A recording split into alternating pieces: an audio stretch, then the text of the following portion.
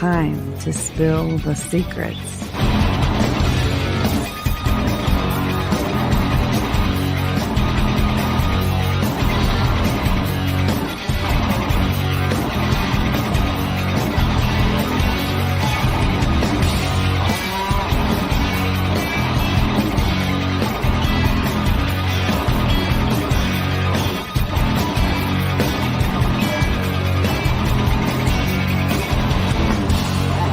This is Universal Secrets with Tiffany Mack and Kevin Hale.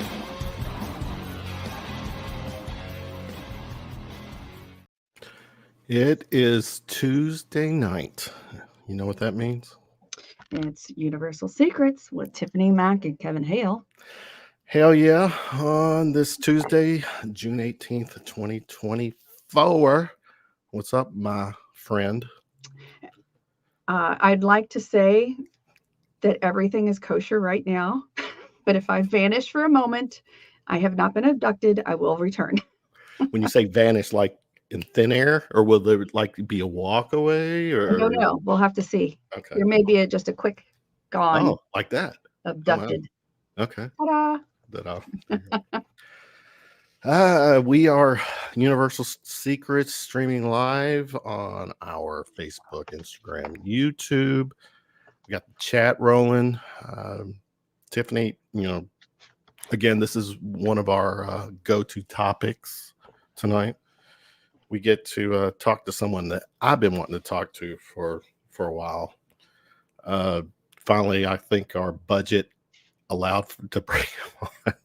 And we went through all the bells and whistles. We got all the Clearance. all the clearance. We're gonna go to our go-to, which is, I'll say it for me, the whole alien ET angle. But not only that, we actually have a religious angle this evening too. That too.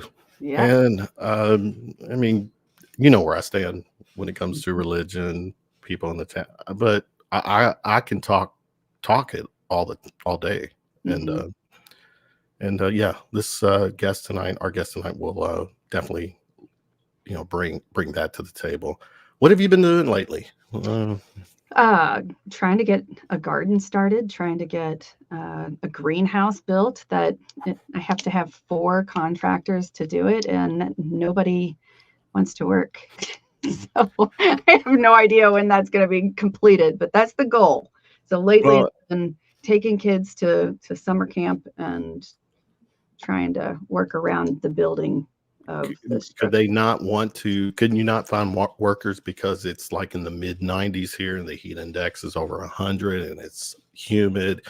To begin with, it was just because it was raining so damn much. I mean, we live in a rainforest, it seems, these days. So now that the rain has stopped, now it's 95 degrees and nobody wants to go outside because you're sweating like a mule. Yeah. So. A mule? Yeah. Mule. Okay. Yeah, because they work them so hard that they sweat like crazy. Okay. Yeah. Good. You want me to come up with something else? No. Okay. We'll stick with that. Anybody else in the chat want to come up with another analogy? I'm sure Maria, she's owns a farm. She probably has. Oh, she's probably got plenty. Bear witness to other animals sweating.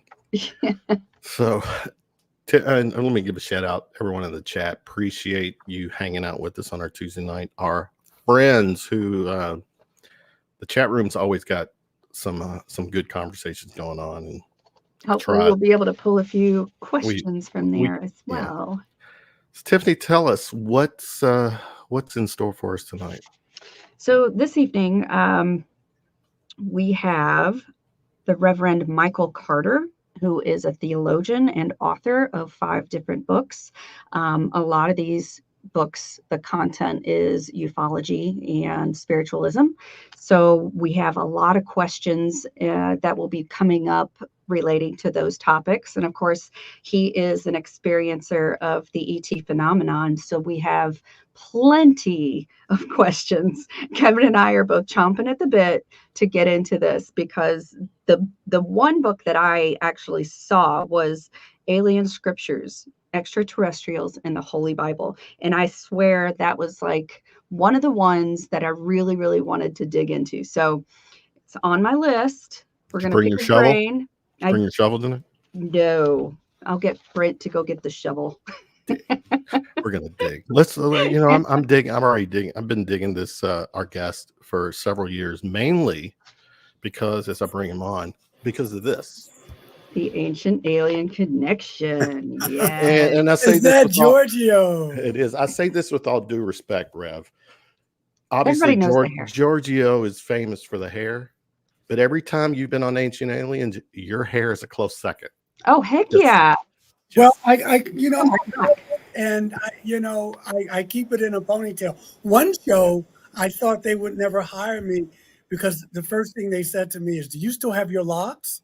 And I was like, "Yeah." But it was like, "Hey, what if I didn't? Would you not use me?" I didn't. Go get a wig. I'm sure somebody could come up with them quickly. God. Yeah. Well, thank you. Yeah, Giorgio is sporting a hairdo. He always has, and he probably always will. But yeah, I just keep them tied back. I cut them. At one time, they were down to my waist, but they get heavy. You know how that is if they get wet. And I swim, even though I put a bathing cap over it.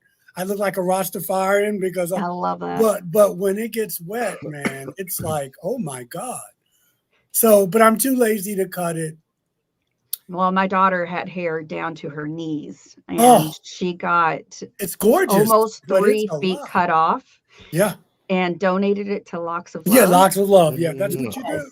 So, she likes the Rastafarian culture. So she's like, maybe I should do that. And I'm like, I don't know if that would work so well with you. It's just not, I don't know if she could do it. I don't know if she could pull it off. It takes a long time. The straighter your hair, the harder it is to lock. But yeah, once it locks, you're fine. I don't have to do it. I wash it, but that's it. Every 3 or 4 months, I get it. Do you use baking soda to clean it? No, I just use regular shampoo. Really? Because I've seen lots of different processes, and I was. Just regular shampoo. Very all right. cool. We're 3 minutes into the show, and we've only got hair. You're the one that brought up the hair to begin with. I brought it up, but I didn't anticipate there'd be. We're talking about. Check this out. This is actually is Giorgio's hair insurance. I don't know. I don't think so. But Robert, it does look good though. Rev, if you caught our intro, at the end you hear, I can't quote the verbiage, but it's like, "Welcome Universal Secrets with Tiffany Mack and Kevin Hale." That is Robert Clockworthy from The Voice of Ancient Aliens. Yes, he did that. No, for my birthday. Yeah, I mean, no one says no to Tiffany, and Tiffany just asked. Wow. Yes, nice. There's that. I didn't ask. You asked. You came up with it for my birthday. It was a surprise. It was for you. Was. That's right. You're right. It was. Yeah. That's nice. I gotta let's start with the Ancient Aliens. The show. I mean, it's been there. Well, I want to say 2009 is. Yeah, I forget how many seasons. Like 20 I think it's it's something because there's 25 seasons or something. There's some years there was multiple seasons. Yeah, right. But I mean, obviously, I'm an enthusiast. I love to have the conversations. I'm not an experiencer. I leave that all up to Tiffany and her red lips, and she has great stories to tell. But I was hooked. I mean, I've always when it came out, it was the questions. It was Eric Fondaine, all of it, just the questions, and that was very intriguing. And say what you will about the show, I still watch it. It's on Friday. That is the question. I mean, it is about the questions. Sometimes the questions are more important than the answers, but it got people to think outside of the box. Because I remember just 20 years ago, and it's still a taboo subject, but people would laugh, they would snicker, they would dismiss it. Not anymore, especially with the government now being a little more transparent, a little more. But I think the who was it? Oliver Wendell Holmes said that once the mind is stretched, it never goes back to its original dimensions. And so Ancient Aliens was one of those shows that it got you saying, what if? What if? And once you start doing that, you can't go back. Right. And I think that's the beauty of the show, and that it is still on, which is wonderful. It's pop culture at this point. Yeah. Oh, no question. Yeah. No question. But the whole topic is now. The whole phenomenon is now. I mean, again, I remember 20, 25 years ago, you know, your reputation was smeared if you said you believed in this stuff, or that if you had seen a ship or you had seen the occupants. And now experiencer or whatever, people would say, oh, really? But now it's like, whoa. Tell me more. I want to hear more about that. Exactly. Yeah. So you see how times change. Well, what's funny is when Kevin and I started doing this together, I had a lot of people questioning like the validity of the topic, and most of them were very dismissive, and it's like science fiction, which is sort of BS. And the crazy thing is, since Ancient Aliens made such an impact on humanity, I mean, really, the entire Earth is into, aliens. They love it because all of the civilizations on Earth have had a connection to these star beings. Exactly. It's just a matter of refinding the knowledge that we have and being able to share that information with our family, with our friends, with our children, and sharing not only the information that we have gleaned from it with the youth, but connecting with our history, our grandparents, and finding out those stories and making a bigger connection. And I don't know if we lost him or if he's okay. All right. I thought, okay, where are you? I thought you're the one with the upset tummy. I know. Where did he go? Hold on. I heard his voice. He's on mute. I did now. too. Why is he on mute? Hold on. Let's see if we can figure something out here. Unmute. Well, he muted, so we can't unmute him. Okay. If you can hear us, if there's a problem, feel free to jump out or jump off, jump back in. Go back to that link and go back in if you're having an issue. That or Big Brother's listening and they've just pulled the plug on the show because of the information that spill out. While we're doing this, I think next week, let's real quick, filler. You will not be on the show next week. You're on vacation, right? You're out of town. Kevin, you just like telling everybody my freaking schedule. No, yes, you do. Kevin's like, yeah, Tiffany won't be home. Just go to her house and raid it. All right. Well, how about this? I'm not going to say where. Okay. Fine. I'm going next door on vacation. You've got your house has cameras and all this stuff. So, we have automatic machine guns that just shoot for shits and giggles. But my point, that was a joke. With next week's show, there's going to be a show next week, and without you here, I feel lost not doing a show with you because you kind of like lead it, and what is it? Who's Gladys Knight? Isn't it Gladys Knight? I'm the Pip. Pip. You're Gladys Knight. I'm the Pip. So next week we're going to start a series called Spilling the Secrets. It's a kind of an Ask Me Anything type of show. Our guest next week will be Nathaniel Gillis. Woo-hoo. He's so freaking pumped. So it's really a show. He's the headline. I'm going to be on to facilitate the questions, but it's really going to be him. Every question that gets, respectful question that gets put out there, he's going to You better do your homework. You're going to have to lead it. I'm going to. Well, okay. I mean, I really. What if you only get 2 questions, Kevin? He's so excited. He's going to put this out. He said he'll have an audience for us. Okay, good deal. Come on, Rev. Where are you at, Rev? I think you're right. This guy we got shadow banned because of this. Something. I don't know if we did. I don't know. Did not having the best hair on Ancient Aliens, that may have offended? That pissed him off. Dang it, Kevin. All right. He does have, well, I mean, No, he does have great hair. He does. So hopefully he'll come back on. And last week, shout out to Brent, simply irresistible, for standing in for me. You know what? I'm laying in bed. Good job, didn't he? Yes, I'm laying in bed. I'm watching it on my TV, and Brent. I mean, it was like I was starting to get jealous. I'm like, you getting jelly? It's like she's not missing me. I mean, seriously. I mean, the beat, the flow was great, and Brent's got one thing I love about Brent is his sense of humor. Yes. And I felt like that humor vibe continued last week. And Costa is great too. So. Yes. Yeah, well, Kevin, while we're waiting, I have some divination cards here. What? Would you like to see? Go ahead, show me. Do you want me to pull you a card? So these are all different kinds of cards that are all hand painted, and they're watercolors. Look at all these. Aren't they cool?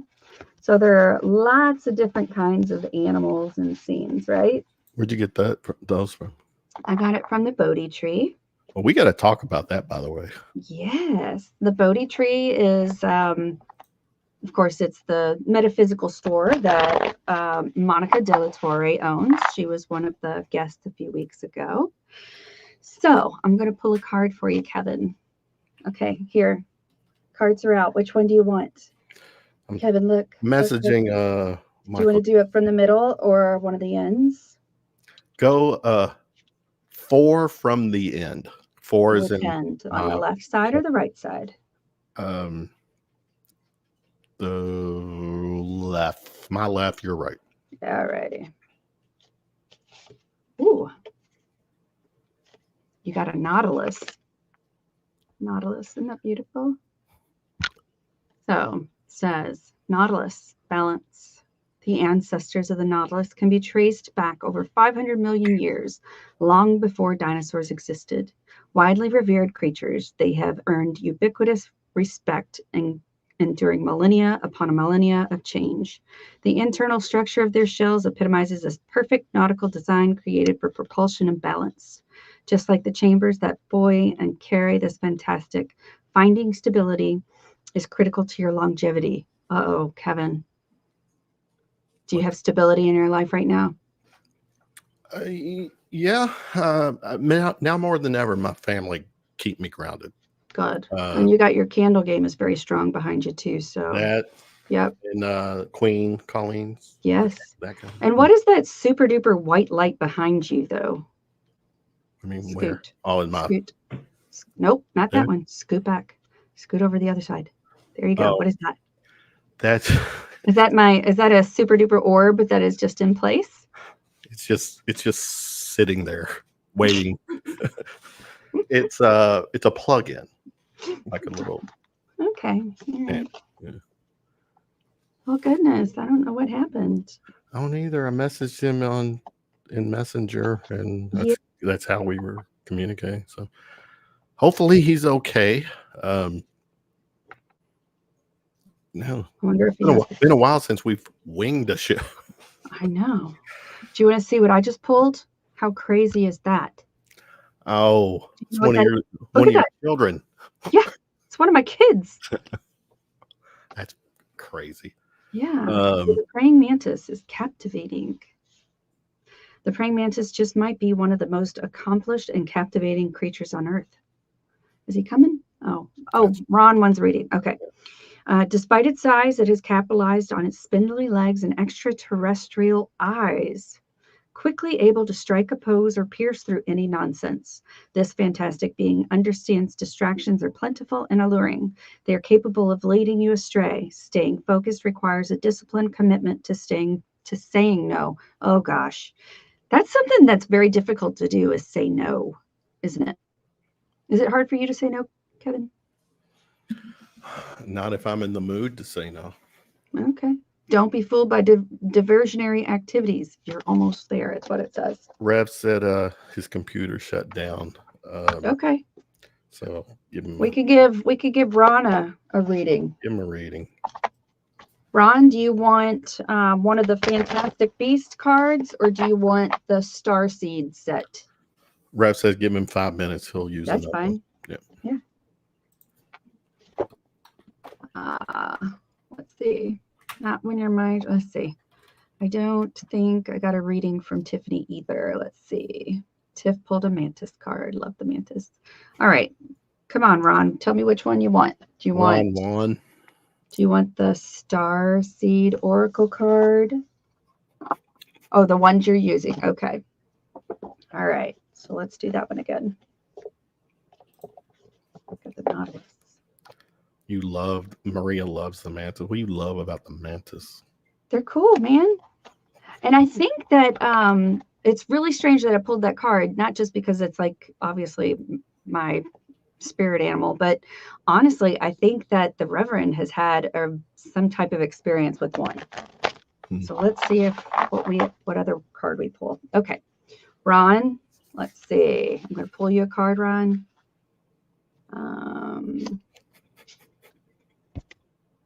Oh, this is interesting. It's actually it's the tree of life, sort of a nondescript tree, but it says, we are one. The tree of life is an archetype of oneness and connectivity, the intricate network of all creatures on earth. It represents our complex family structure and connects our soil-bound bodies to the underworld and the heavens above. It even has served as a symbol of immortality. As you live, consider your legacy and how you would like to leave this planet upon your exit.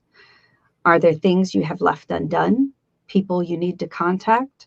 What things can you do to support the now and future growth? That's a good one. That's a good card.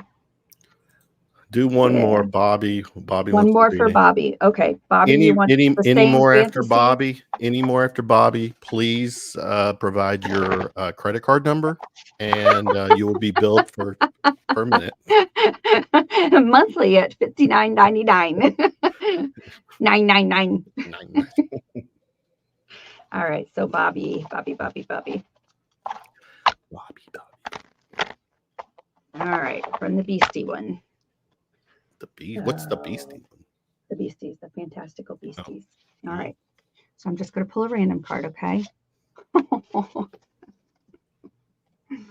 Bobby gets the manatee.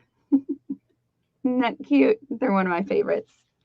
So the manatee is a heart-centered being. Manatees are non-territorial marine mammals. They have no need to lead or to be followed.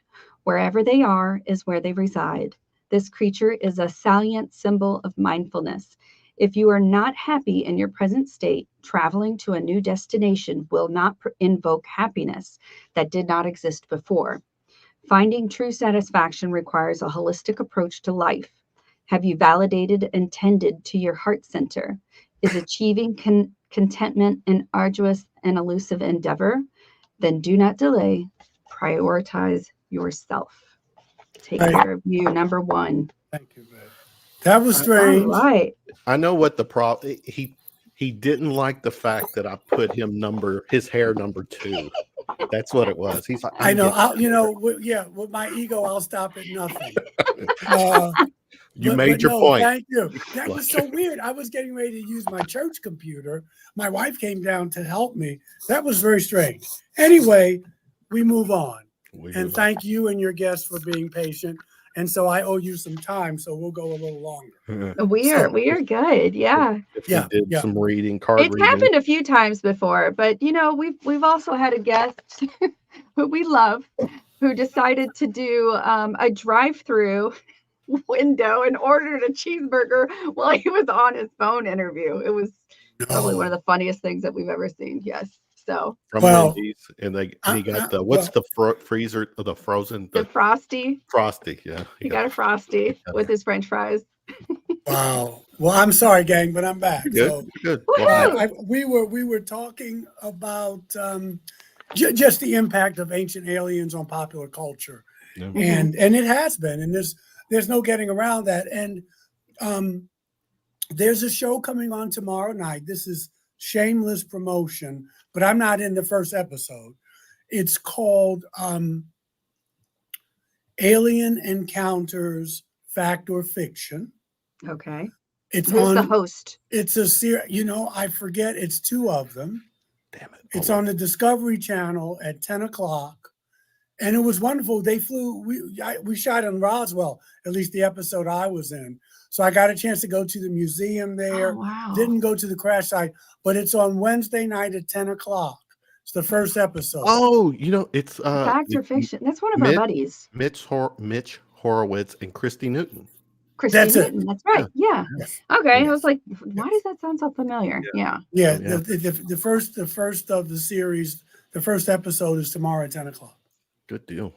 So check it out. I'm going to check it out. We will watch it. I'm not in that one, but I'm in whatever one comes up. I forget. What's one more alien show to put on? Oh, Kevin, you know that you love it. You better get ready, because with now that the government is talking about this and trying to kind of get people acclimated, I think Spielberg's got another thing coming up. There's a few other documentaries. This is the new normal. Mm-hmm. Yeah. And what's crazy? I'm sorry. Go ahead. What's crazy is that almost every single channel has some form of UFO, UAP, ET. There's some form of it on almost every single channel these days. Yeah. It's and not that taboo topic anymore. That's by design. Yeah. Mm-hmm. I mean, it is to a degree, but for pop culture, it isn't. And I say that, Tiffany, because there are academics, archaeologists, other clergy who either know what we're talking about is true, or maybe have had experiences, but they can't come out and talk about it because they would lose their tenure, they would lose their jobs, and so it is still taboo in higher levels of education and that kind of thing. But that's changing slowly but surely. I'm fortunate I don't have a pope or a diocese or an archdiocese or a bishop to say, hey, man, you need to dial that back. But there are a lot of people who do. And so they just kind of live with it. So I know that you've written multiple books on the topic, but what actually initiated your life into the UFO world? I mean, obviously you've had some kind of experiences in your past. Can you tell us when they began and what they were like to begin with? Yeah. There's a wonderful quote by Kierkegaard, who's one of my favorite philosophers. He said that life is lived forward, but it's only understood backwards. And that always resonated with me. When I look backwards, I could probably name some times when I was visited but didn't have the vocabulary. I'm talking about when I'm 7, 8, 9. But my first encounter was, and if you've heard me on other podcasts talk about this, was December 28, 1989. I was still living in New York. My girlfriend at the time, we went to Cancun, and we took a day to go to see the pyramids in Chichen Itza and Tulum. And at that time, I was transitioning from the Baptist. I was raised in the African-American Baptist tradition, and it wasn't working for me anymore. The saved, I'm saved, you're not part. Mm-hmm. And so I was transitioning from that. I was reading metaphysics, attending metaphysical churches, studying, psychic phenomenon, reading existentialist philosophy, things that were probably frowned upon. Can I pause you for just 1 second? Of course you can. Okay. So I come from a very strong Roman Catholic background. And on my mom's side. On my dad's side, they were Southern Baptists, and it was a very energetic church. That's a good way to put it. It's very energetic church. So the differences that I saw growing up were not all that different from each other. But in relation to potential extraterrestrials, I don't feel that the Baptist church was as willing to discuss or talk about those types of things No. as much as the Roman Catholic Church. I feel like the Roman Catholics had a very strong relationship with the idea of Mary being artificially inseminated by God. The idea was okay with them because there's like this pantheon of gods and goddesses and angels and holy people that we were sort of looking up to. As a Catholic girl, I spoke to Mary, Mother Mary, all the time, right? As a child, this is who I prayed to. In the Baptist church, they assumed that we worshiped Mary and didn't really like that. So I could never reconcile the two because of what I was getting from both sides. But neither one of them really helped me understand our relationship to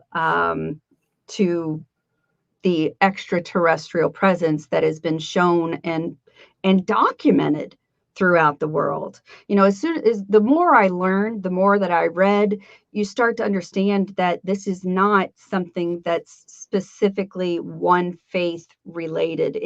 It's across the board. All of the faiths have some relationship with these ETs. So how did your experiences as a youth create this desire to write more spiritual text in relationship to the ETs? Well, once you accept the fact that we live in a populated universe, then your concept of God has to be reevaluated. I am a minister. I am trained as a minister. My mind goes to the spiritual or the religious. Not always the same things, but sometimes they can be. Better minds than mine will go to propulsion systems and back engineering and those types of tech kinds of things. Those don't interest me, at least not as much. My focus was on the transformation that can occur if you're open to it. Mm-hmm. And if you feel like this was something that I could grow from. A lot of people have had terrifying experiences and so don't want to leave them out. So for me, the question was and is, how do I live now that my reality was shattered? And once you look into the eyes of one of these beings, how does that change you and how will I live it? Mm-hmm. So that's what it did for me. It made me focus more on this inward journey. Now, as I was saying before, I was already on a path. Mm-hmm. These experiences expedited my spiritual growth. Now, I have post-traumatic stress, and I've been through, Bud Hopkins, but when Bud was alive, he regressed me, Dr. Gene Mundy, and they helped me realize I wasn't crazy. I have a hard time being alone in this house. And even when I had my apartment before I was married, because they were coming twice a month, every full and new moon, different races. And I was not telling people. And so, I was kind of living this double life. And you're bottling up all of that information. Yeah. But then I wound up getting in a support group, which helped. But I still have, only because of, like, they could just pop up at 3 or 4 in the morning, and I could turn over and boom, they're in my room. So, my nervous system, much better than it was. And I meditate and that kind of thing. But it's still, I can go to that place. But that's how it influenced me. How was I going to live my life? And also it got me into healing. I call it Reiki, but I'm a trained Reiki master, but I don't know what's coming out of my hands now, because every time I would encounter them, people would tell me my energy was different. What was coming so with Reiki, that is movement of energies through your It's like body laying on, it's or like the someone laying, else, correct? it's like the laying on of hands. Right. This energy comes through you to the other person. Usually your hands get really warm. Sometimes they don't. Sometimes they whatever people need. I put my hands on people and I feel like they're burning up, and they would say, "Oh my God, your hands feel so nice and cool." But it's it's laying on of hands. Mhm, It's just the mhm. energy has been different since I have these experiences. I'm sure they're helping me in some way. Yeah. There was a But there was a also, just one last thing podcast. though, one Yeah. last thing. It also made me look at the Bible differently. It made me look at religious texts differently. I cannot go back to the old way of looking at these texts, especially the Bible. Right. So I just lost what I was going to say. Something about, It'll come back. yeah, it's gone. It'll come back. It's gone. Kevin, did you have a question? Because I sort of completely cut you off. I apologize. You got it or not? No. No. Okay. As soon as I start talking, you're gonna talk over me because you'll remember. Well, let's stay with the Bible, and just start it. The Bible, in my thinking and my interpretation, aliens are just splattered throughout the Bible. Agreed. Tell me some of what's the verses, what's the from the Bible. Go ahead. Well, I mean, I'm with you, especially in the Old Testament and the Torah and the Hebrew Bible. Well, obviously the stories of Ezekiel, I mean, that's obvious. What do you think about Jonah and the whale? Do you think Yahweh. that was Well, okay. Well, hold on.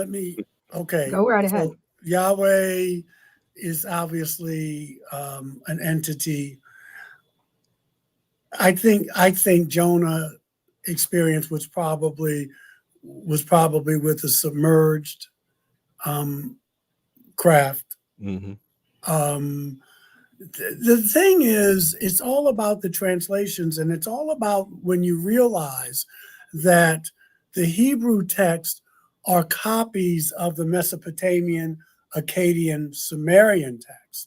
The only thing that's different is in the Sumerian text, they don't pretend that there's a God. And I want to be clear, I'm not saying there isn't, but they don't, and even the Hindu scriptures, the Upanishads, Mahabharata, they don't get into all that. They just say there are beings who came here, mm-hmm. and we shared this planet with them. We were colonized. And then you have a group of star people who want to keep us so ignorant that we don't even know we're naked, like in the Garden of Eden. And then there's another group that want to see how we fare. I'm thinking about Enki and Aaliyah. Okay, so by the time we get to Genesis, you realize, if you read both of them, that these are not stories about God. And I think that's why people leave churches. Well, there are other reasons. There's things like hypocrisy and greed and the usual suspects. But a lot of people say, I cannot worship a God who would do the things that Yahweh does. I cannot worship a God who commits genocide. I cannot worship a God who's worried about who you intermarry with, or if you're circumcised. That doesn't seem, and they're right. But we've been taught that these are God stories, and they're not God stories. Right. They're stories of our ancestors telling us, even in the New Testament. But where you do get a concept of God, and Jesus is talking about these teachings and how to live a committed life. But these are stories that our ancestors were writing about, telling us that they shared the planet, that these are stories of colonization, exploitation, paying, praying, and obeying. Because that's what But there are also stories in the Bible of when Daniel's in the lion's den, and the angel comes in, and the angels and the lion, they spare him. They come to tell Mary, and her cousin Elizabeth about these special children, these star seeds that they're going to have. They tell Abraham and Sarah about the destiny of his progeny and those kinds of things. In the New Testament, they save Peter. They get Peter out of prison. When Paul's on the way to shipwreck going to Rome, they accompany him. And so you see these two different perceptions of these beings. And so you can't say all of them are up to no good, and you can't say that all of them are benevolent. So I hope that helps a little bit. But yeah, the stories are there with Ezekiel, with Elijah, with the Star of Bethlehem, which is very interesting in a lot of ways. So those stories are there. In the book of Nehemiah, where the angel is talking and saying, we have to patrol the earth. They patrol the earth to let the Lord know what's going on. Well, if you're omnipotent, omniscient, omnipresent, and all the other adjectives that go with that, you know what's going on. You don't need to send people out to patrol. So that's where it gets a little tricky. So were the ones on patrol the same as the watchers? Well, I don't know if they were the same, but if you look at the book of Enoch, some are called the Anunnaki, some are called the Nephilim, some are called in Greek, in the Greek myths, they're called the Titans, the ones who are hybrids. We would call them hybrids. They're called the Titans. In the book of Enoch, they're called the Watchers. So they're different names, but they're describing beings who are off planet. They're off planet. And if you trace that back, you can see why today it would be very difficult for government. You see why this is a secret.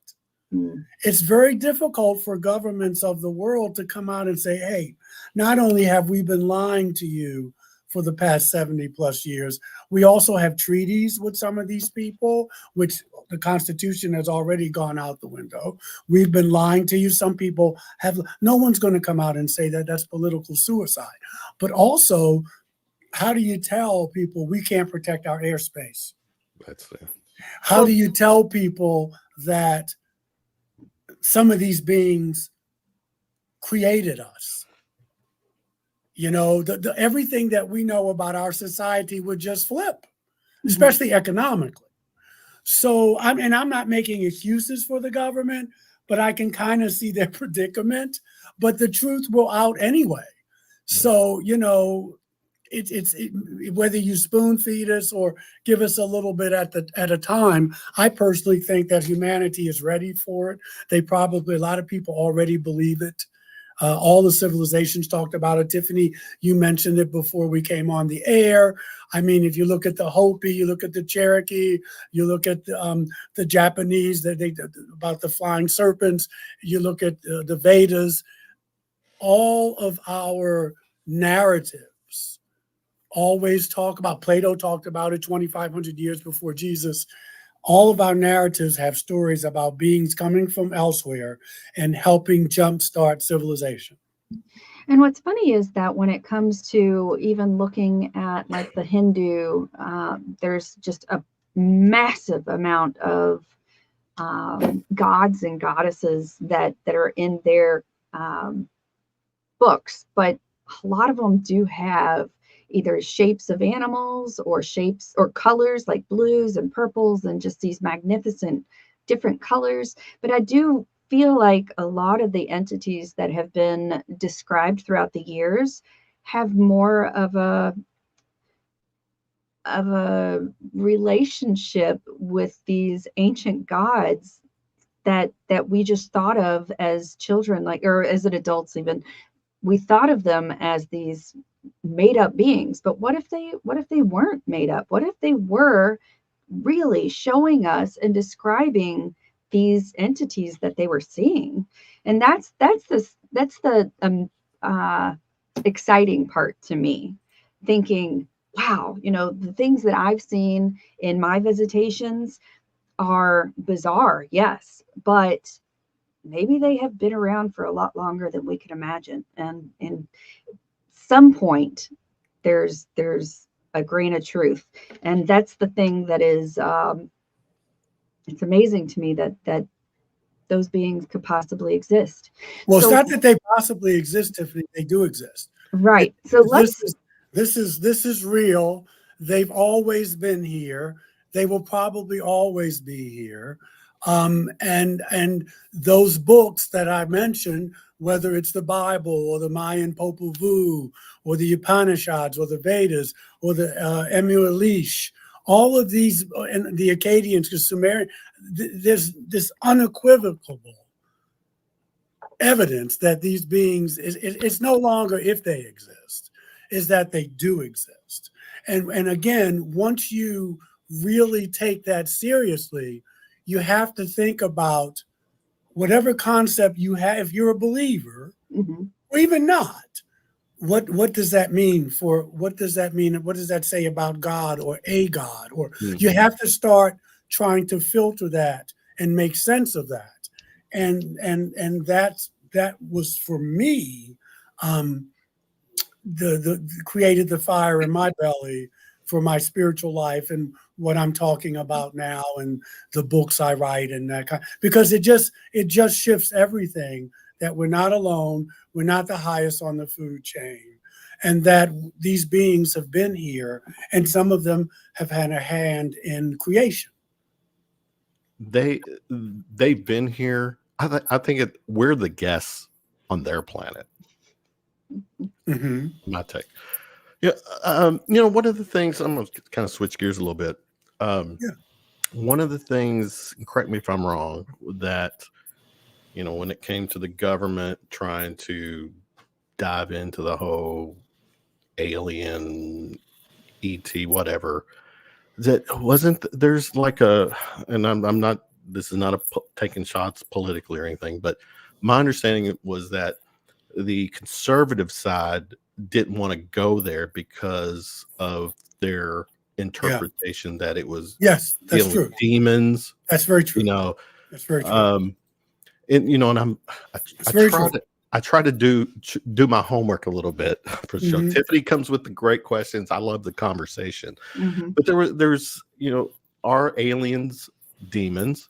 And I was like looking at trying to find some scripture quotes from the Bible, and I hope I'm not butchering this because I'm took notes. 2 Corinthians says something talks about fighting with a spiritual enemy with weapons not of this world. And I'm like, I don't know. I know Ephesians 6 talks about we battle against principalities and principles and beings not of and heavenly powers, which is they're alluding to that there are off-world intelligences. I don't know if they're demons per se. I do know that let's try to break this down, because you had a number of topics there. There are off-world intelligences that do not want to see us. I mean, people, they're just here for our resources. We're annoyances to them. And so we see that at the beginning of with Yahweh and others, that they were strictly here for our resources. And then you have others. So it's a worker race for them? Yes. Okay. And the mining that Zechariah Sitchin talks about in South Africa, and those, the Anunnaki, there were those who wanted to keep us in that state. And then there are more benevolent ones, which we've talked about, and they're examples in scriptures and other ancient narratives. In Protestantism, they weren't talked about at all until about 20, 25 years ago. And then it was almost like, okay, they do exist, but they're demons. They're demonic. The Vatican.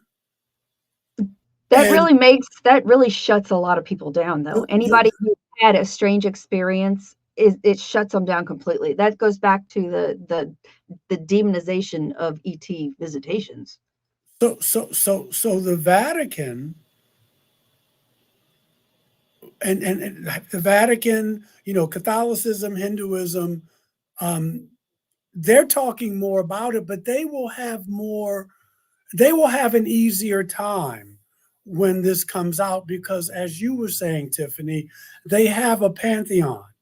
There's Saint this, there's Saint that, there's Mary, there's and so you're used to that. Same thing in Hinduism. They have gods and goddesses, and so they're saying there's other life besides this one. Christianity is going to have a hard time explaining this. So that's going to be interesting. But the Vatican, for all of its faults, has been very open about us not being alone. I mean, in 2009, Pope Benedict, certainly the most conservative pope in my lifetime, said a couple things. He said Yahweh is not the name for God. And he said that we should not be surprised that we are not alone in the universe. Now, this is a pope saying this. There was an encyclical and in 2009. Francis has made mention. So the Vatican is more open and more vocal about the possibility. And they probably know more than, they're letting on, but do you feel like that they're doing that so that they can be at the front and center of claiming that as part of our Catholic? Is it a I guess I can't think of the word. Is it us being greedy? Like the Pope saying, "Oh yeah, we acknowledge it because then we can claim it." You don't think it's like that? I don't. I Okay. think that they're going to have to be on the forefront of the panic and the backlash that's going to happen when this comes out. And so they're going to be, right now, they're just hedging their bets. They're on the cutting edge of this. They're because they can always say, "We told you. We tried to prepare you." They can just like our Congress and we have that battle in Congress with there's a faction that wants disclosure. There's a faction that doesn't want disclosure. There's a faction of conservative politicians who say that these are all demons, and then there's another faction that goes, well, wait a minute, no, not really. And so this is what we're seeing, and this is what's going on. And so, and at the same time, we are being prepared by these more TV shows, more documentaries, people like Grush and Gary Nolan and Hayam Mashad and the Russian brother Dmitry Medvedev. They're coming out and saying this, and no one's saying that they're wrong. No one's saying don't pay Paul Hellyer, the late Paul Hellyer. I mean, that's disclosure when you have these Edgar Mitchell, when you have these high-level people coming out and saying this, and nothing is happening to them. Nothing is, they're not, and a lot of them have signed probably, oaths not to make it, and they're telling you this. There's got to be some truth behind it. It's fair. Yeah, I agree. So what were some of the first experiences that were ET related to you? Well, I've had many. I've had a healing of a blood clot that happened in 2013 from this man here. So is he a Nordic alien, do you believe? Okay. Yeah. Can you show him again? Did you make this, or did someone make it for you? No, a friend of mine makes for me. Her name is Carol McLeod.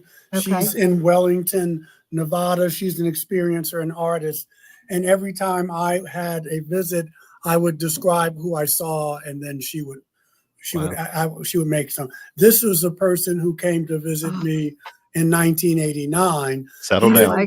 I like that one. He didn't have a robe. He had on, it looked like a NASCAR suit, and it was looking like this. NASCAR. It was like it was like that. Yeah. And NASCAR suit, was he driving his UFO like left turn constantly? I don't know, but it was real tight, and it had like a little, like a turtleneck on. It was like that, and it was silver. And they came, and then I had this reptilian person came to visit me twice. I love that guy. And then the last but not least, in 2019, this praying mantis person. Oh, good God. So while you were away, while you took your little break, we had a little session of pulling some fantasy cards. They're not necessarily tarot cards. They're actually just all of these hand painted, watercolored images, right? And they're fabulous. All different kinds of creatures of the earth. Well, Kevin got let's see, what did you have, Kevin? The praying mantis, wasn't it? No, hold on. It was the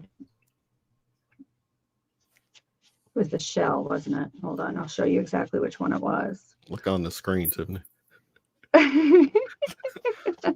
Hold on. Of course, it's at the very end, I'm sure. Kevin got the Nautilus, but I don't know where it is in here. But then our friend got the manatee, but this one popped up for me. Oh yeah, for you. Yeah. So I was hoping that you would show your mantis being and maybe share the story with us. Okay. Well, here he is, or she, or this was interesting. I had spoken at a UFO conference in Knoxville, Tennessee, which is about 2 hours from here. It was in the summertime. It was in 2019. And, the usual suspects were there. Steve Bannon was, Steve Bannon. No, he may have been there. Steve Bassett. Okay. Yes. Okay. Don't make fun of an old man, Kevin. I'm not. Steve Bannon will be at the next one. And Travis was there. But anyway, so it was a wonderful conference. And I met a lot of people. When you say Travis Walton. And so, okay. Yeah. Nice. And so it was just wonderful. And I sold a lot of books. And so this woman came up to me and we talked, and she said, "Oh, I'm going to tell people about your books and blah, blah, blah." So I came back home, and about 3 days later, we exchanged numbers. She called me and she said, I need you to talk to a friend of mine. And I said, okay. And she said, "Do you mind me giving her your number?" And I was like, "Well, what is this about?" And she said she had something to tell you. And she's a psychic and she's a lawyer. And I was like, boy, that's right and left hemispheres, isn't it? She's a psychic and a lawyer. So she said, "Now I can have her call you, or you can talk to her right now. She's with me." So I said, "Okay, put her on." And she said, "Look, you don't know me and I don't know you. I've heard good things about you." She said, "I need to tell you something." She said, I see a being around you." And I said, "Okay." And she said, "It's a praying mantis." She said, "Have you ever seen a praying mantis being?" I said, "No, I have never." And she said, "Well, you may think I'm crazy, but I just had to tell you that." It's interesting because just last week, somebody came up and said they saw someone around me. But what are you going to say? What do I say to that? I said, "Thank you." So Thank you. I was going to say, what are you, some kind of a nut? I'm already having Hey. problems sleeping at night. So listen, There's I'm nothing wrong with a 7-foot praying mantis I'm like, standing over you at night. I need a scotch. So You need to make sure it's a male, I need because a cognac or the female, you wouldn't end up with a head. You'd but be she told, thank you. torso So only. she told me, ooh, that's horrible. Anyway, so let me tell you. She said, and you're going to see one in 3 days. And I'm like, this sounds like an Easter story. So anyway, the first night, I'm living in my apartment, because I'm still living alone. And, it was just Kevin, weird. you're not alone. I'm walking around the house, and in some parts of the room, I feel my hair stand on end. But you know what? I said, no, my brother, like I was telling Kevin, my brother was murdered back in 95. He was in a robbery and someone killed him. And so my brother would be around me because he would, he was a smoker, and he was shot to death, but he was a smoker. And sometimes my apartment would smell like smoke. And so I would say, oh, Kevin, you're around. I would say, I love you, but I'm going to bed early. I'm glad you came by. So, but it wasn't smoke. So then the second night, I was home alone, and, I was reading. And when I would get up to go to the little rooms, it's a little apartment, I would get chills. And I just said to myself, I said, Michael, you need to stop this. It's just auto-suggestion. The third night, I was exhausted, but I couldn't go to sleep. So I said, I'm going to meditate and make myself go to sleep. And so I was too lazy even to sit up in the lotus position. So I just laid in the bed, and I was doing this little count back and whatever. And all of a sudden, my eyes were closed. I felt the mattress go down.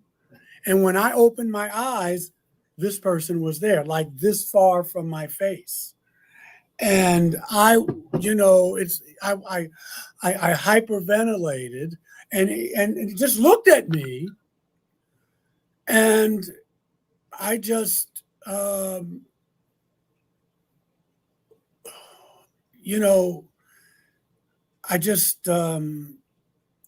was a mess. And then Were it just you frozen? dissolved. Then it just dissolved. With fright. With fright, With yes. fright. I've had a few experiences like that as well. And that's what gets me with this post-traumatic, because they just show up. Right. And that was the last one I had, and that was in 2019. No dreams about them, because sometimes they would come in dreams. Right. But these beings that I saw, they came when I was fully awake, touched me. Don't be afraid. Easy for them to say. Sometimes the reptilian brother, and I say brother because he had a male voice, but his lips didn't move. It was in my head. These gray people, well, they weren't even really gray. They were kind of off-white like this. The head kind of went that way instead of up, but she did a good job. And they showed me a past life. So that was more like they got me into the healing. They got me into the healing, and they showed me a future event that happened in my life. But they were coming. Did it come to pass? Yes, it did. It was just me speaking in front of a crowd of people. And they showed me a past life as a monk, which kind of explains. I probably had lifetimes as monks, but I've always been into religion, always. Yeah. I have a connection too, and I'm not sure why, but it's amazing that these beings can make such an impact on you, even when it's such fleeting moments in time, but it makes you feel, it does make you feel special, doesn't it? It's a strange feeling of like, why would they come visit me? Who am I? Well, what do they expect me to do? I don't have that, Tiffany. You don't feel that way? No, and I'm glad I don't, because that then my ego would be too swelled. And Well, it's that's not what gets me necessarily away from it's not really an ego feeling. It's more like maybe it's more confusing than that, I feel. Yeah, yeah, I know. Okay, I hear that. Yeah. No, I don't feel special about it, and I would be hard Mhm. to live with if I did. Mhm. I know Mhm. people who think they're special because of it. I mean, we're all unique, and some people more unique than others, I guess. No, but no, I had a psychic tell me that I've been with these beings since Atlantis time, and that kind of feels right. I can't prove that, but still, with all of that, it's still for me, it was still frightening. It was life changing. And so sometimes things can be both at the same time. I know people who have had horrifying experiences. So, but you said something that I think was very key. You said, "What do they want me to do?" And I have found that you always have your autonomy. That, if they're telling you what you should do, I don't care whether it's a ghost or whether it's a spirit, then you have to step back and go, well, wait a minute, is this good for me? Mhm. Because you always must have your autonomy. They didn't say this is what you should do. My life started going that way. I was already on a spiritual path. So yeah, and I'll tell you this. I had a dream uh, when this first started happening. And I was in a little scout craft with one of the gray people. And they were in the front. And it was the back seat. And I was just kind of looking around. And, wow, this is one. And then in the dream, the person stopped. And he said, "You get up here." And I remember saying, "No, no, no, no. I would probably kill. You must, if you don't get up here, we're not going anywhere." And then I woke up and it was so clear. Michael, you have these visits. People have been having these visits since before biblical times. It's still your life. We're not in control of your life. You are. Oh. Because I know people, either they do this with religion too, that it's, we've replaced them, like they're like gods now, which they were to our ancestors, but you still have to live your life. I still have to pay my rent. I still have, my mortgage. I still have to get up and go to work in the morning. I still have to raise an 18-year-old. Well, she's old now, but you know what I mean? And so people do it with religion. God did this, God did that, or it's God's will. No, you have to live your life. This is the precious gift that we have. And so you can say, what do they want of me? But it also has to be, is it something you want to do? Is it something, I know people who have these experiences, they say, I just don't want to talk about it. I don't want to share it. I don't want to talk about it. And that's a choice. It's not right or wrong. You still have autonomy over your life. That's what a spiritual practice, that's what it means. Mhm. That I live my life. And I'm responsible. I'm accountable for my life. Not an ET, not even a God, if you will. You have to make decisions. You have to live, and you'll make mistakes and what have you. And that's what was very attractive to me with this, is that I was never told you have to do anything. So I did why what is I it that, wanted to do because I wanted to do it. That's the person I am. yeah, but so why are so many experiencers coming forward and sharing their stories through podcasts and TV shows? Why is it because it's fashionable? Or do you feel like we were sort of given this platform to promote and share with the world that they're just average people like you and me experiencing these things, and there's got to be something more, and maybe expanding our consciousness to get us to a level where we can understand and maybe relate better to these star beings? I can't answer that because I can't speak for them. Mm-hmm. I think that there's a little bit of all of that. I think there are people who want to make a name for themselves. Mm-hmm. I think there's also that it's not as taboo as it was before, and this is an opportunity. Everybody has their agenda. Some people, I was at a conference in Michigan right before COVID, and there was a woman there who was actually angry because they weren't coming to her. We were on a panel. And I said to her, ma'am, it's not a competition and you need to be careful what you ask for. But there, it was this competition. Well, how do they don't come to me? I'm a spiritual person. I do blah, blah, blah, blah, blah. So you have that. And you have people now who you can come forth now. No one's going to laugh as much. Like I said, this is going to be the new normal. I think there's many reasons as there are experiencers. And you get to decide. I know plenty of people who've had experiences that they consider positive, but it's something that they're keeping to themselves. It's something that happened in their life, and that's what they want to do. And then there's some people who can't wait to tell you. I know some people who they never mentioned they were experiencers before, but in the last 2 years, all of a sudden, I'm an experiencer too. Now, I'm not going to say you aren't, but it was just curious because you never mentioned you. Some people have been in this community way longer than I have and have never mentioned it. But now all of a sudden they're experiencers. So, you just never know. Mm-hmm. But as long as you know why you're doing it, that's all that matters. Mm-hmm. Mm-hmm.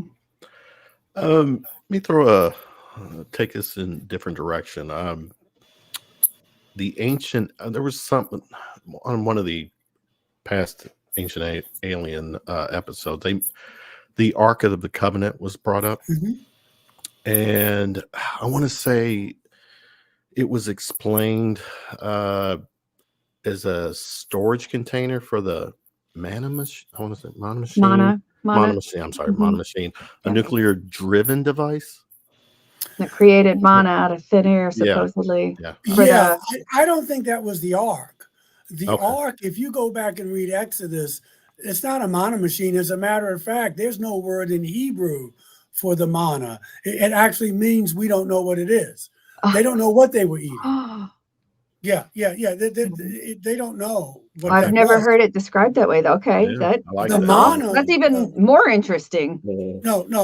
They didn't know what it was. They were he was giving it to them, and that's why some of them were getting upset. They said, "Look, man, we were eating better in Egypt. It was better than look, man. You there. Look, man. Yeah, hey, man, we're walking around the desert. It's 40 years. You got to give us a break here." I bet they were very lean. But Yahweh gave him a break. Believe me. If you read the story. Some of us still need that diet plan. But the Ark was a way for Yahweh to communicate with them when he was off planet. Was it a satellite and radio? It was made out of chitim wood, copper, which is good for communications. He gives the specifications, and they could carry it around with him, and he could talk to them, and they would talk to him, and so that was a communications device. I have so many questions. Yeah, the Ark of the Covenant. That was a communication device. And I had the gold on it. It was gold. And a lot of people, they carried around with them. A lot of people died because they touched it. They had to wear lead. They had to wear lead. Well, that's where the high priest had to wear all the breastplates, and because the radiation. From it. So what in your personal experience, do you have an opinion on what that could have been? I'm saying it was a communications device. That's how they talk to each other. Was it a radio? And how many radios are radioactive? Well, but the bottom line is they communicated. They talked to him when he wasn't there. So we know you could say it was some type of radio, Yeah.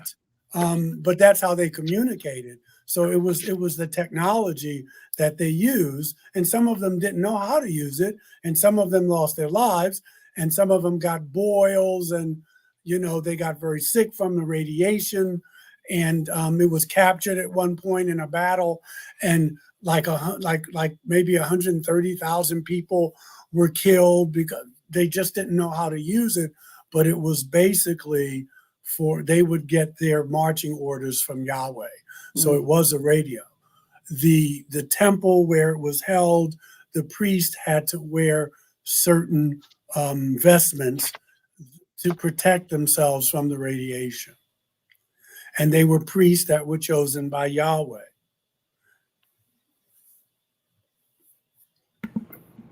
Deep. Yeah. Just Google the Ark of the Covenant, the verses, and read the story yourself. It's really an interesting story, and it's right there. And he gives them the metrics, how long it's supposed to be, how deep it's supposed to be, how wide it's supposed to be. It's a communications device. And Noah's Ark was a DNA container? Some people, we don't really know what Noah's Ark was. Some people said it was a ship, like a ship that could fly. I think it's more about what you're saying, Kevin. I doubt very seriously if every living sentient animal was brought on, but definitely the DNA, you could keep that, because you could recreate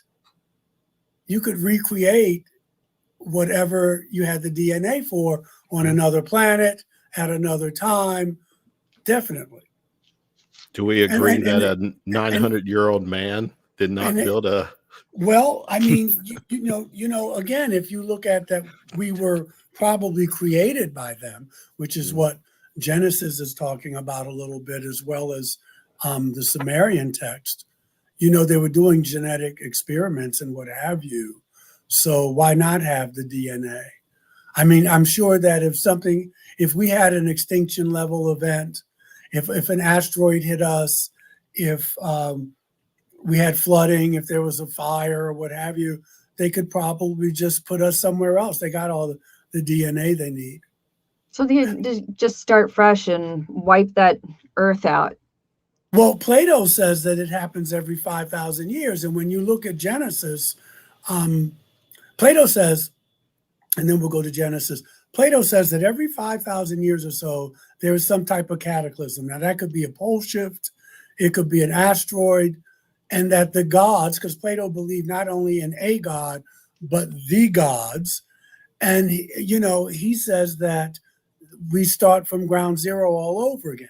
If you go back and read his works, Timaeus and Critias, which I just finished doing about a month ago. So this happens. If you look at Genesis 6, the beginning of Genesis, when the earth is already there. They're not creating the earth. The earth is already there, and it's dark, and it's water, and then they start terraforming. They separate the dry land from the waters, and they separate the salt water from the fresh water. That's called terraforming. Which means there must have been already a cataclysm that had happened. And Plato says it's happened more than once. If you look at Atlantis and what have you. It's an ethnic cleansing of the earth. No, it's a natural disaster. A natural that happens okay. every 5,000 years. So what's the clock say right now? How many more years? What's the countdown? Well, I don't know, but we're probably living in a time where that could happen. I'll never where there could be. I mean, little button with some codes. Well, Edgar Casey talked about a pole shift. That's natural. That's not a nuclear exchange. Yeah. If an asteroid hits us, that's happened before. That happens. That's natural. So you have flooding. I mean, it doesn't have to be a human-made event, but you also can throw that in because we could destroy ourselves in a nuclear war. But these things, what he's saying is that this is part of the history of being on the planet. Right. and that Atlantis was one of those times. Lemuria was one of those times. Plato talks about Atlantis, and he learned it from a piece. Solon, who was a Babylonian high priest, who learned it from an Egyptian, he didn't give a name, who learned it from an Atlantean. So we could be living in a time where we could get hit by an asteroid. The Earth could do a pole shift. And according to Plato, when those types of things happened, these beings helped jumpstart it all over again. The do-over button. Tiffany, we've got to give our residential person here in the chat their flowers for always bringing the questions tonight. So let's throw some of these out for you, Tiffany. Yeah. Do the ET mantis show the same mating rituals as the Earth cousins? Well, just so you know, Reverend, I have been raising praying mantis for the past 8 years. And like I said before, you hope that you didn't have a female mantis visit you because you probably wouldn't have come home with your head that night. But I don't know. Like I've said in the past, I've only had like 2 or 3 fatalities or mating they're the ones that catastrophes. rip the head or eat the head. What is it? Okay. I mean, I've never heard of an experiencer experiencing that, but they are supposed to be one Brilliant. of the most brilliant, intelligent races. Right. Yeah. And this, at least in this Milky Way galaxy. I believe that, and not dangerous at all, but just bizarre looking. Okay. So one of my first experiences, Kevin, and we can throw this in there, and we can get the Reverend's opinion, but one of the first experiences that I had that I've remembered was I was in bed. I was pregnant with my first child. My husband was beside me. This is my ex-husband, of course, but I wake up and I see these 2 what look like orbs floating above me.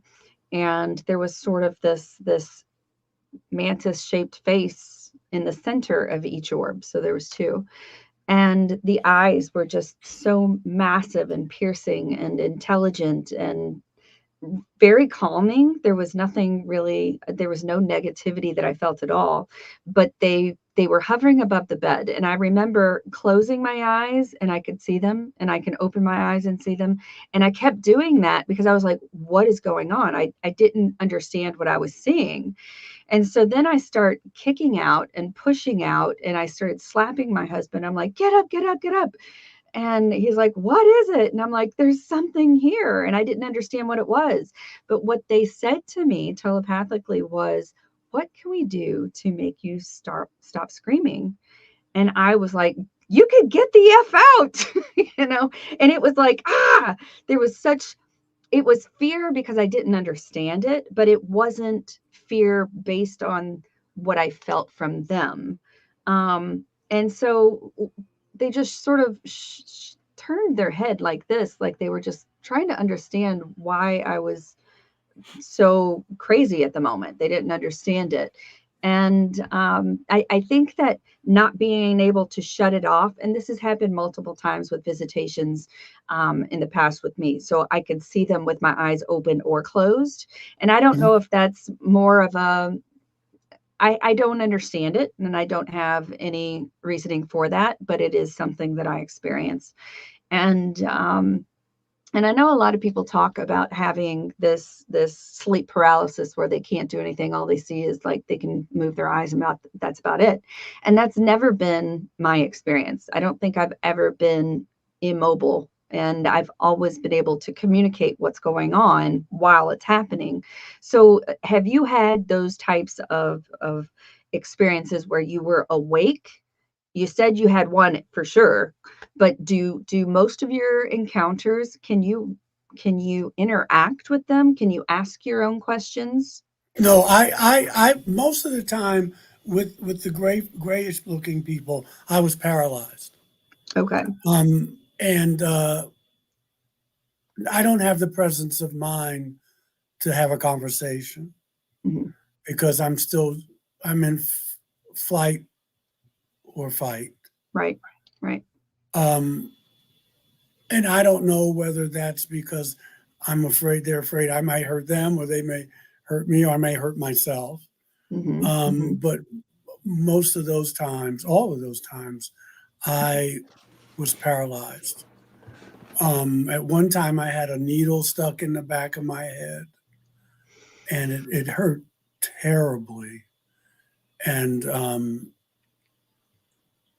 I remember talking to a friend of mine who was an astrologer about this, and she said, "I know this is going to sound crazy, but you need." It was stuck right here in the hollow of, there.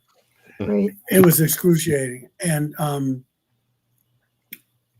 she said, "I know this is going to sound weird, but you need to set some boundaries with these folks, and you need to talk to them." She said, "Even if you're home by yourself, you have to talk to them. They're going to be around you."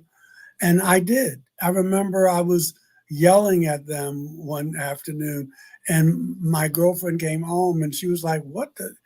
I was standing there in my underwear yelling up at the ceiling, saying, "You got to stop this. You hurt me." She said, "I thought you were crazy." But I will say this. The next time they came, they paralyzed me. And in my third eye right here, they showed me a syringe.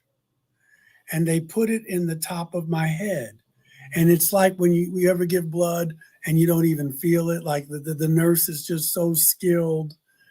I didn't even feel it. But I saw it. They showed that they were going to do it. And I took that as they listened to me. I took that they, like when you were frightened, they weren't trying to scare you. And you hear sometimes where they'll appear in a way that's more palatable for you, but mine didn't. It was like, what you see is what you get. But my point being is that I felt that they listened. They didn't mean to hurt me with this. So the next time they came, they had a job to do, and they did it. But it didn't hurt me at all. Yeah. Come on, people. If you're going to be doing some kind of medical procedure, knock me out. That's all I want. Just, I don't want to feel it. Yeah. It was interesting.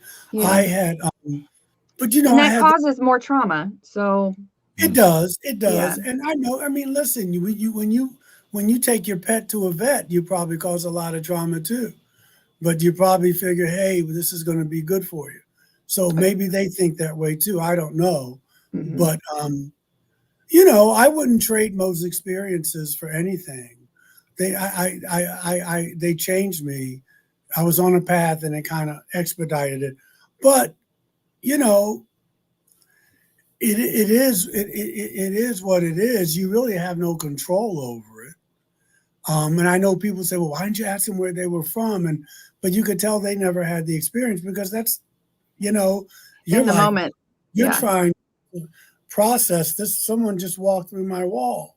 Yeah. I'm not going to say, look, let's have a drink. Right. You're trying to process that. But then you hear those stories of sometimes the beings will, people have the presence of mind to talk, or sometimes the beings will calm them down so they can maybe talk to each other. Sometimes they may appear to you in a way that doesn't freak you out if they think the way they look is going to really set you off. So it's just very different with whomever or whatever you are standing in front of at the time. Would you have just you say has resonated mind? With me? Yeah. Would you have lost your mind, Rev, if they showed up and said, break out the scotch? It probably would have put me at ease. Exactly. I probably would have said, okay, can I get you something?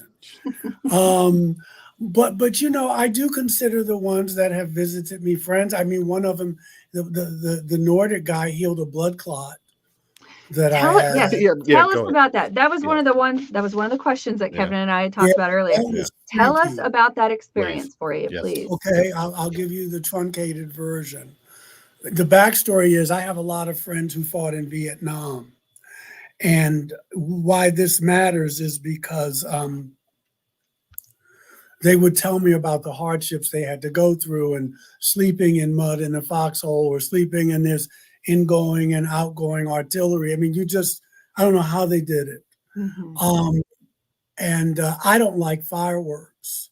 So they didn't either, but I didn't serve, but I Yeah. didn't like fireworks, but my ex-wife and my daughter did. So that's the backstory there. This is going to sound like a country western song, but 2013, they visited me July 4th, 2013 at 10 minutes to 9, 10 minutes to 10 Eastern time. My dad had, my biological dad had died. I was getting divorced and I was losing my job as a hospital chaplain. I know, right? It sounds like a blues song. It does. And so I had a blood clot, and I don't have a history of blood clots in my family, even though I later found out that my half brother had one.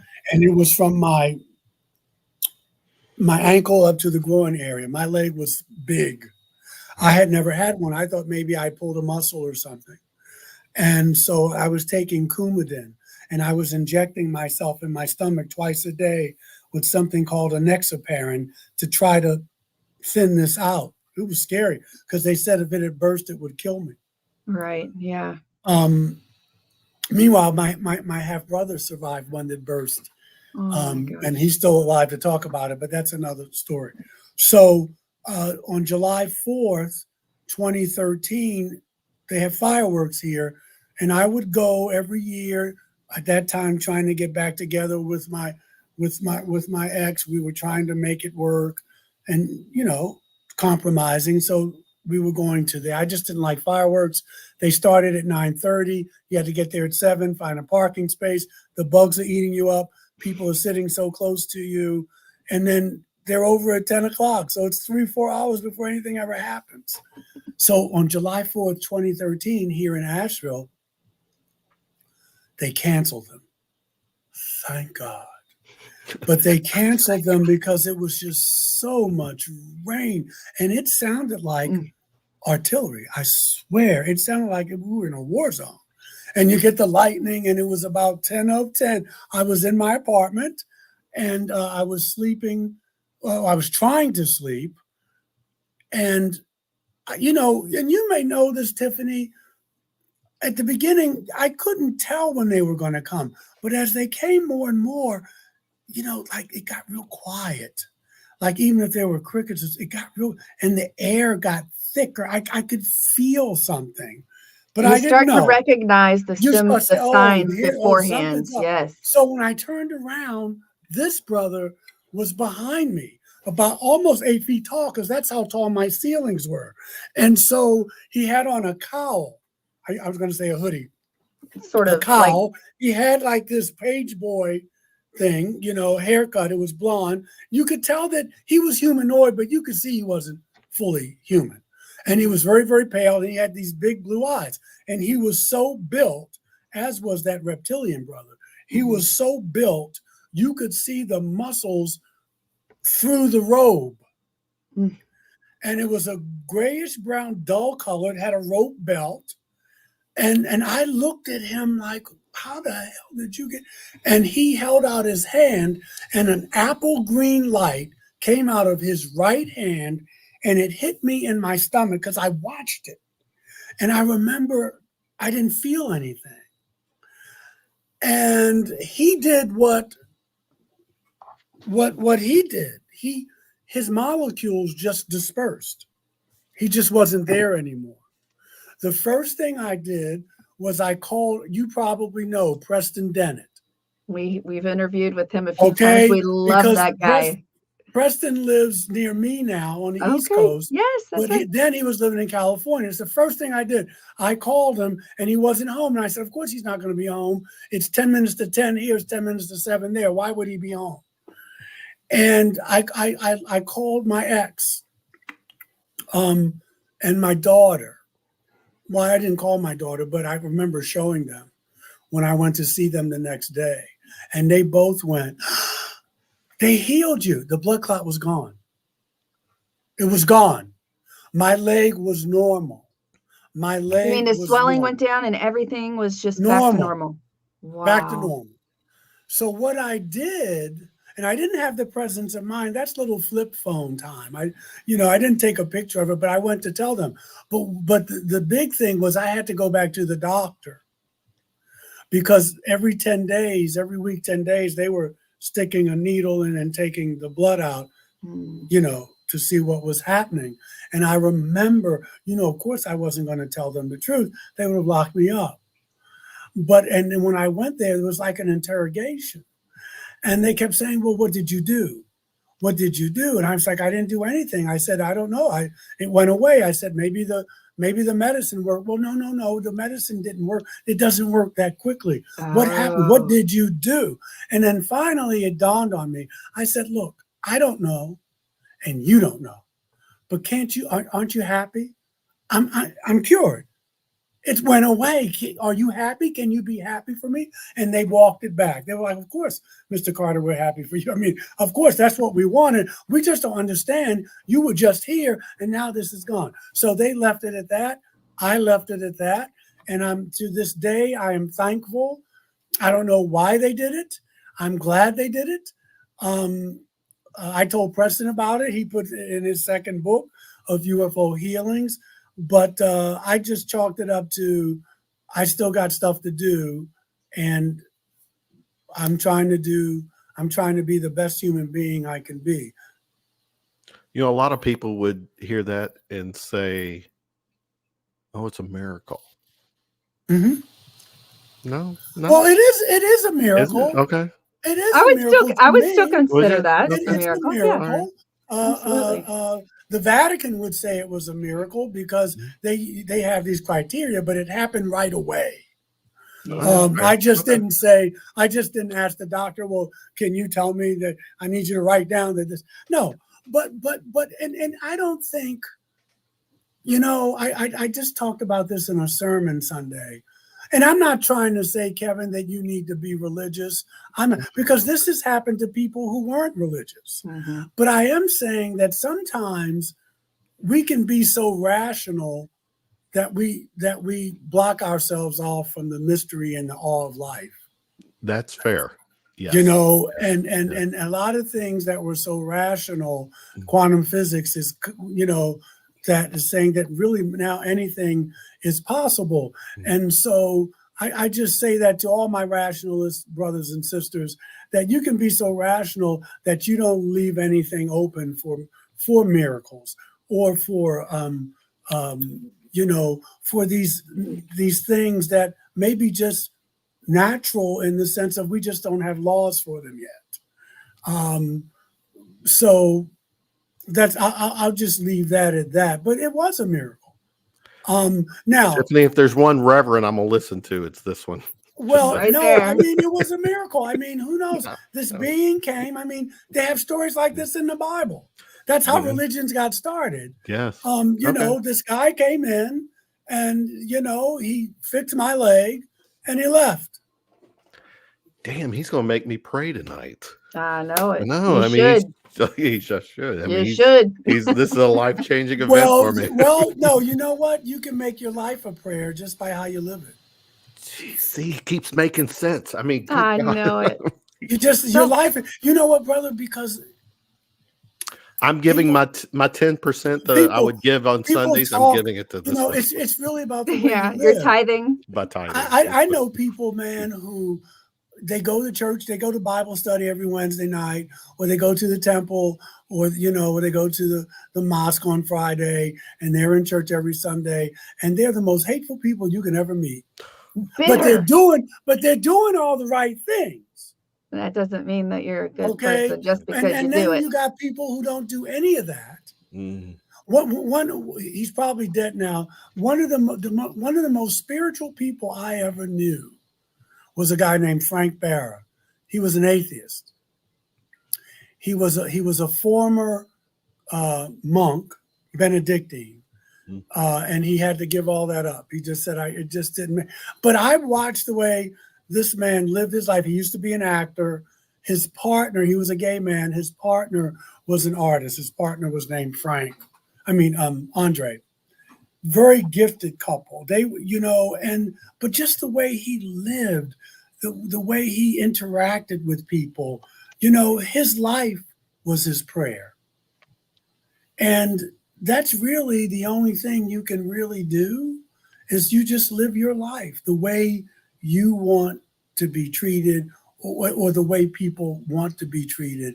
That's your prayer, and that's your canvas, and that's your life. The Reverend speaketh. I love it.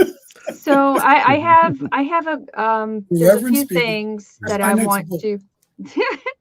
There is an experience that I wanted to share with you.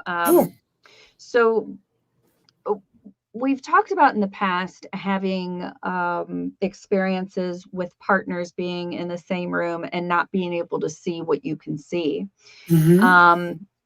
Of course, this causes a lot more internal trauma than what any other situation may require, but it causes friction, anxiety, and all these other things, because you're thinking, the experience. It can also cause a breakup. It could also cause a breakup. Absolutely. You're absolutely right. So we had an experience when I first got with my current husband. His name is Brent Sipley. He comes on the show very often with us and helps us with a lot of the cryptid conversations. He was always into Bigfoot. He loved Bigfoot. He's a pilot. He's been a pilot for 37 years. When he got with me, we started having the most bizarre experiences. And I think it was the first time in my life that I was with a partner who actually had an open mind and had this basic understanding that we're not alone in the universe. And there's a lot more to humanity than what we want to admit. There's a lot more there.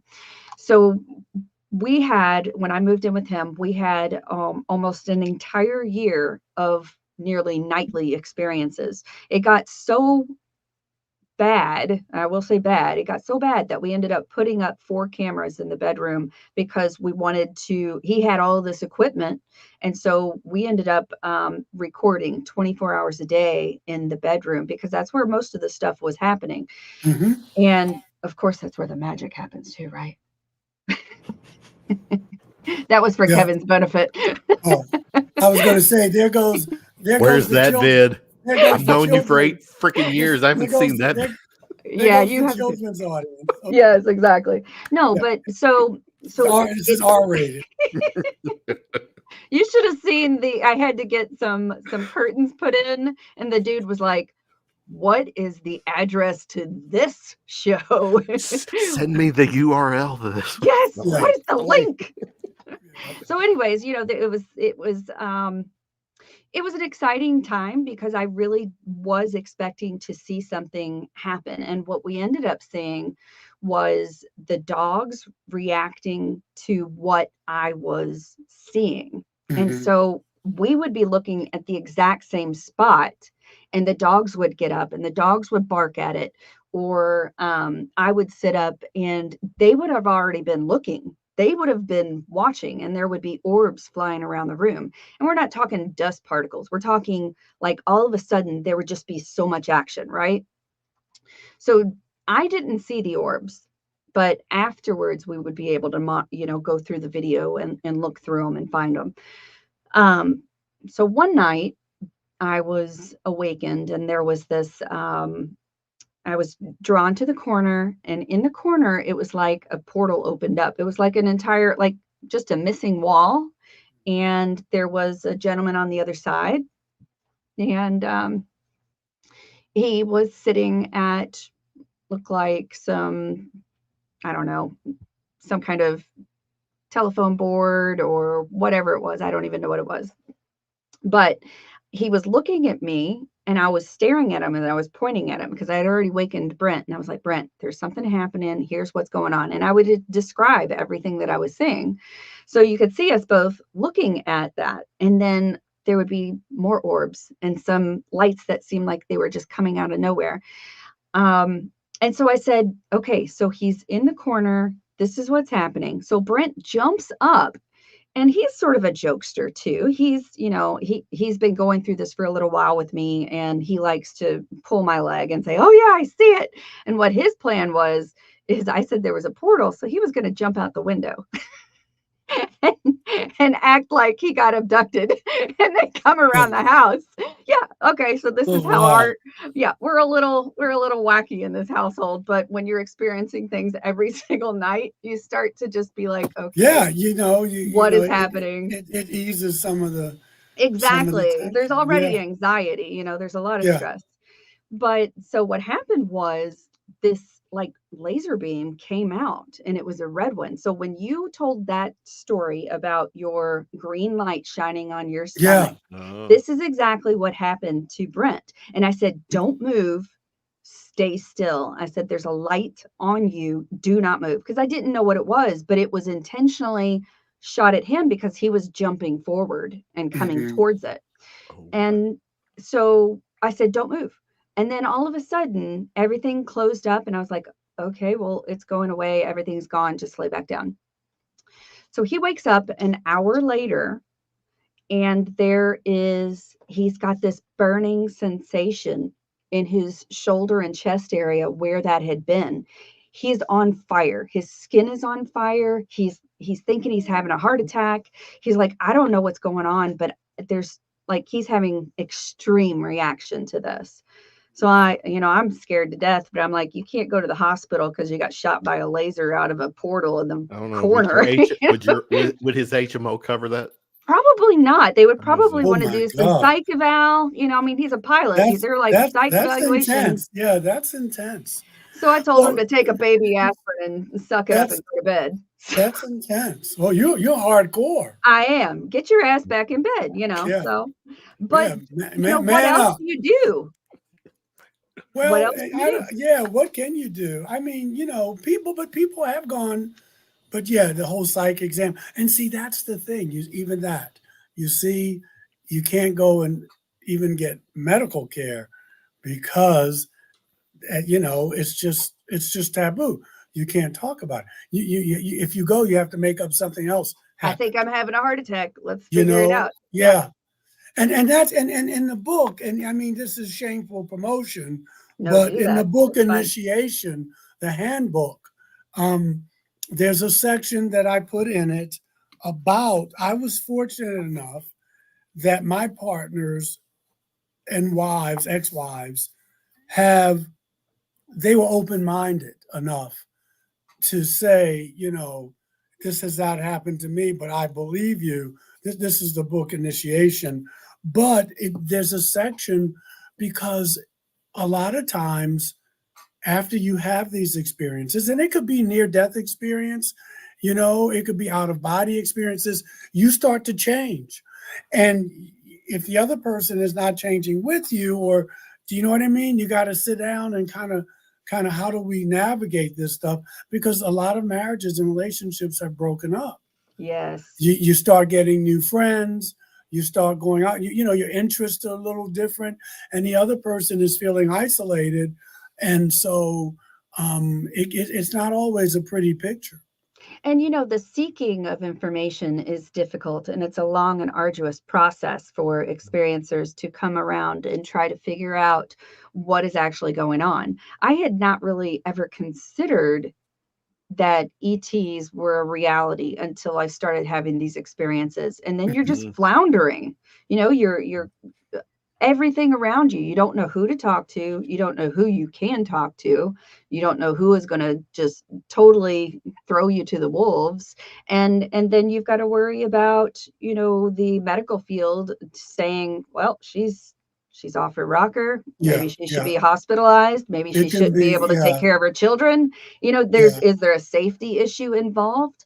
There's just so much that has been done to these types of people who have experienced these experiences in the past, and it has Yeah. never been But good. now it's changed. Now it's Yeah. changed. There's support groups. I counsel experiencers. The culture has changed a bit, and I mean, there's still people I wouldn't bring this up to, but I get to choose who I want to bring it up to with. It's not Absolutely. so much, you know, there's a difference between secrecy and privacy, and you get to choose which, you know, what you want to do, and those are also good lessons to learn. Right. You know, that you Absolutely. have your autonomy and what have you. Mhm. All right, Rev. Cheesy plug. I'm sharing. This is Amazon.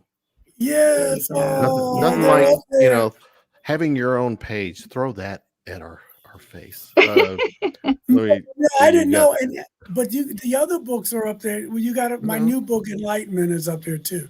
That's the consciousness one is the meditation manual. A New World, if you can take it. That's the Kindle. If you hit the paperback, it's a different. There's a Okay. picture of Jesus. There you and- go. I love that. Mm. The Okay. Metaphysics one Oh, hold is on. Let me just Oh, see. there you go. if you, there's the paperback. Yeah, Oh, that's there you go. and that's Alien Scriptures. But if you Oh. type in initiation should be there, and Enlightenment is the new book. Okay. I'm not So seeing you go, that. you can go on Amazon. Yeah. Yeah, and Enlightenment is a book of sermons about philosophy, social justice, religion, spirituality. They're all sermons, and you probably have to type Enlightenment in. Okay. Okay. Gotcha. Yeah, or an initiation. They'll come up. All right. So I'm going to be purchasing all of these books because that's my shameless addiction. Well, No, me too. But don't you want the autographed sign? You version can't of really the book? buy those though, unless No. he Well, has. I mean, Do if you you go sell them on your directly website? to the source. Well, it depends on if he has actual books. I tell you the book I do. The book I think I have initiation. I don't. You email me. Do I have initiation? Yeah, I think I have at least one copy of all of those, Well, then I will be purchasing directly. and I will from you. sign it. Yes. But Thank I you. know you will like initiation Oh, because show. it's a handbook for you. Yeah, Is you it can on there? type in. Let me see. Let's Type see, in type in initiation, Reverend Michael J. Carter initiation. Am I spelling it right? Yes. Yeah, ION. ION. That was close, See? Kevin. There it is. There you go. Okay. All right. That's There we there. go. Oh, that's a And- beautiful cover too. Yes, it is. Yes. I like Thank that. you. I And then love the that. other one is Did you see that it had the chakras, the chakra stones? Look, see the little. yes. Yes. And this is what I Yes. just made this today. It's Pretty. a selenite wand with all the chakras. Yeah, I have one of those. Yeah. You do? Good. Yeah. So gave it to me after I did a talk. And the other one is enlightenment. Let's look at that I one. don't know if you're interested in that, but at least you know it's there. It's called, if you just put enlightenment, and that comes in, there it There we is. go. You get that in hardcover and paper. Awesome. Just a book of sermons.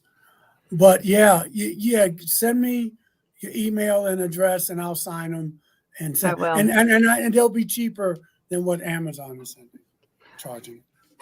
We'll Thank do it you. twice, Tiffany, because I want his collection too. All right, I can. We'll talk. Yeah. Okay. Yes. Okay. This was great, guys. I mean, I'm sorry about the glitch, but this is lovely.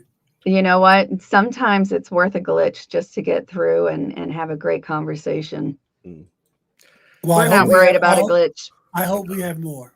we have to do more. There's Yeah, no because doubt. we can go. What I want to do with you is give you some verses to look at in the Bible that will back up what I'm saying, not just that's a craft, but even, for instance, in 1 Samuel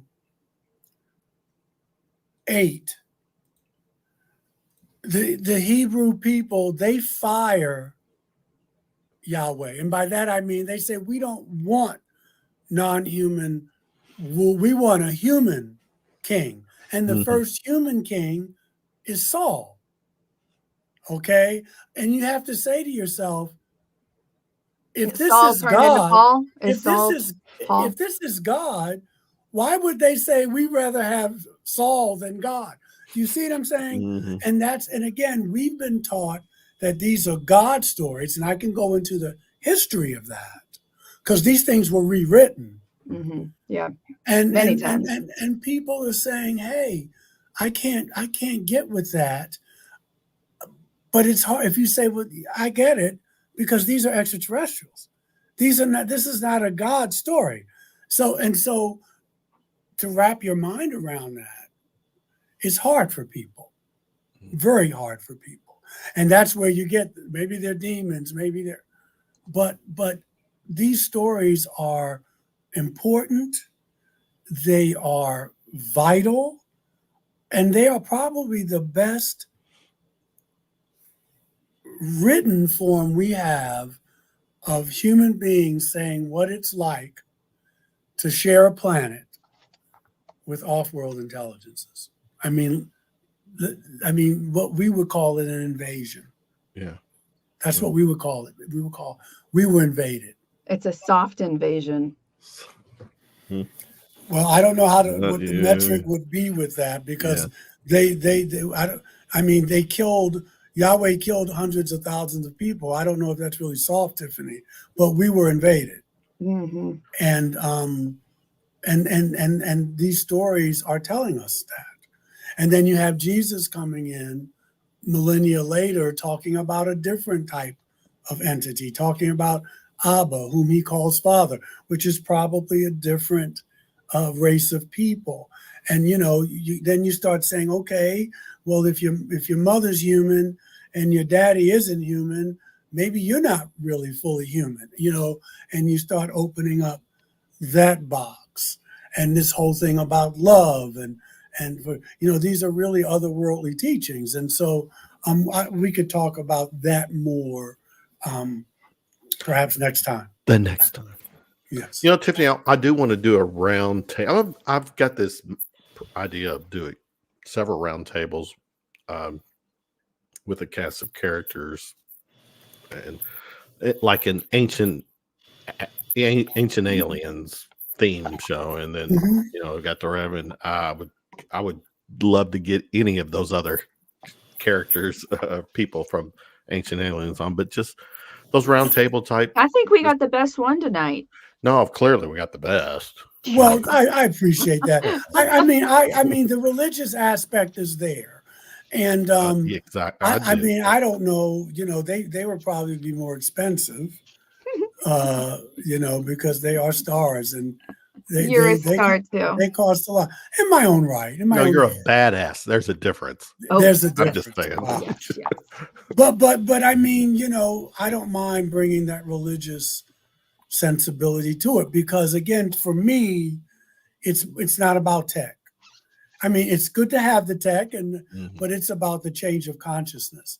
Because if we're going to solve some of the problems we have on this planet, we can't solve it like Einstein said. You can't solve a problem with the same consciousness that began it in the first place. And I find that people come to me, can I still be a Christian and believe in this? Can I still explain this to you? And because they can't go to their minister, they can't go to their therapist. Who can I go to? And I try to be one of the people that fills that void. That's a very difficult point in your life when you try to figure out who is the best person to give you spiritual guidance on something that is so mysterious as it is, and unexplained. So yes. Yeah. All right. We're at about 2 hours. Let's we'll wrap this up. Rev, where can people connect with you? I know we didn't bring up this show. I've seen you on History. Is it History Secrets Mysteries? You've been on that one too. That's another go-to for me. Yeah, I love Lawrence. with Lawrence Fishburne. Yeah, Yeah, I love that dude. he's a big UFO person. Yeah. But don't forget. Okay, let me, because I know we got to wrap it up. I got 2 new ancient aliens episodes coming up. One called The Chosen and one called The Teachers. They haven't aired it yet, but I think it's going to be for this next season. Okay. Don't forget tomorrow. I'm not on tomorrow, but I will be. I've shot an episode. It's on the Discovery Channel, 10 o'clock tomorrow. It's called Alien Encounters, right. Fact or Fiction. Fact or Fiction. Okay. That is going to be awesome.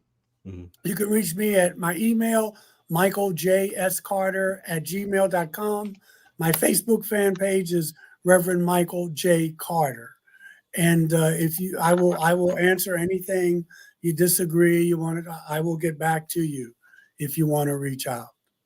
But call me so I can give you, I need to get your addresses and everything. So email me or call We'll me. be in touch. I mean, we're we're friends whether you want to be or not. No, it's beautiful. But I want to get the books to you and I'll sign them and I'll give you a discount and all is well. We would appreciate So I've been pulling some cards lately, and this one is from the Starseed Oracle.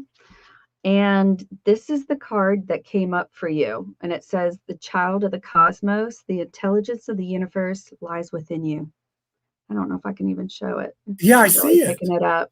And that's always a good reminder moving forward. Exactly. You are a child of the universe. Yes. Yeah. Well, gang, I listen, it was an honor, really. And, give me a holler and we'll try and make this happen again. And I'll get out the Bibles and we can talk about what verses, what Bibles are good, because all Bibles are not created equal. Right. We want to get a good translation and we'll just have fun. It was an absolute pleasure. Yes, sir. Okay. Be safe. Stay cool. We'll be in touch. And wishing you many blessings. Thank you. Thank you so much. Yes. Thanks. Bye-bye, y'all. Bye. Okay. Tiff, oh my goodness. Yeah. That well, we called it before the show happened, is that we're gonna like the show, we're gonna like the guy, and it just he's genuine. Yes, sweet man. Absolutely. So Natalie Wright says, great show tonight. Mm-hmm. So did Ron, great guest. And I think, Ron, correct me if I'm wrong, Ron. I think you had the Rev on your show, on your Friday night show a time or two. And here's the thing with this guy. I mean, he knows so much, and he just likes the conversation, and so he was a great get tonight. That was that. I as an Ancient Aliens fan, he is a presence on that show, and to me, it's just one of the people on that show that we get to do on this show. And thank you for allowing it in our budget to be able to get him on, because I've been wanting him for a long time. Yeah, he's great. Billy Carson's the other guy. We got to figure out how to get him on. Yeah, we'll figure it out. On the chat was great. We didn't do a lot of questions from the chat, but it's okay. Yeah. They keep themselves busy in there. Aunt Natalie was there. Mm-hmm. Family. Yes. Oh. Yep. Oh. Yeah, I think she likes all of the ET stories also. So do I. I was wanting to kind of bring up some of my, humor me real quick before we shut it down.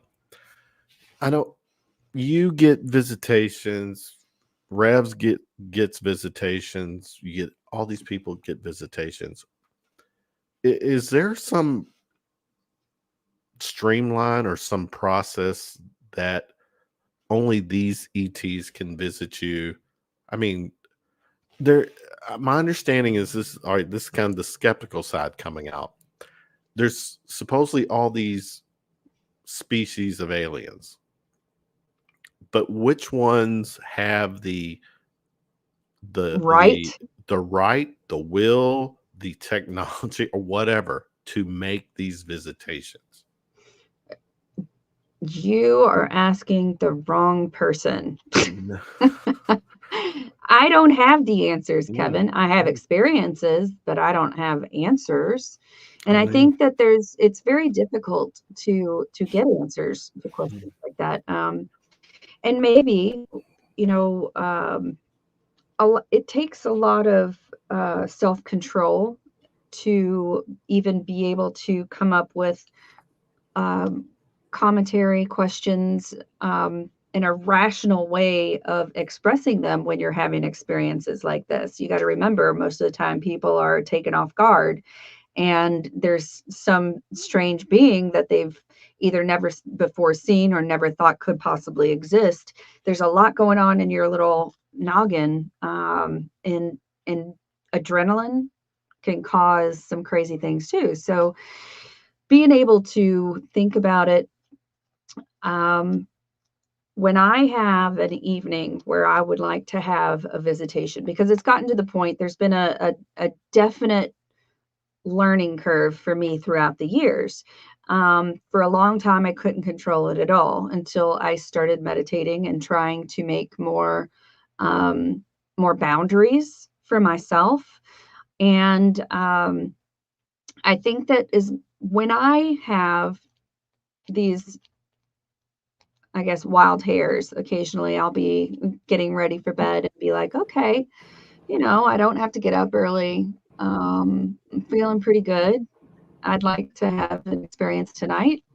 I'm open to an experience. Not I'd like to have one, but I'd be open to have one tonight. There's nothing else going on. But when you actually do have the experiences, you have to get past that point where you are fearful before you could probably even communicate. So I think that it is a challenge to keep your head about you and keep your wits and keep calm in a situation like that.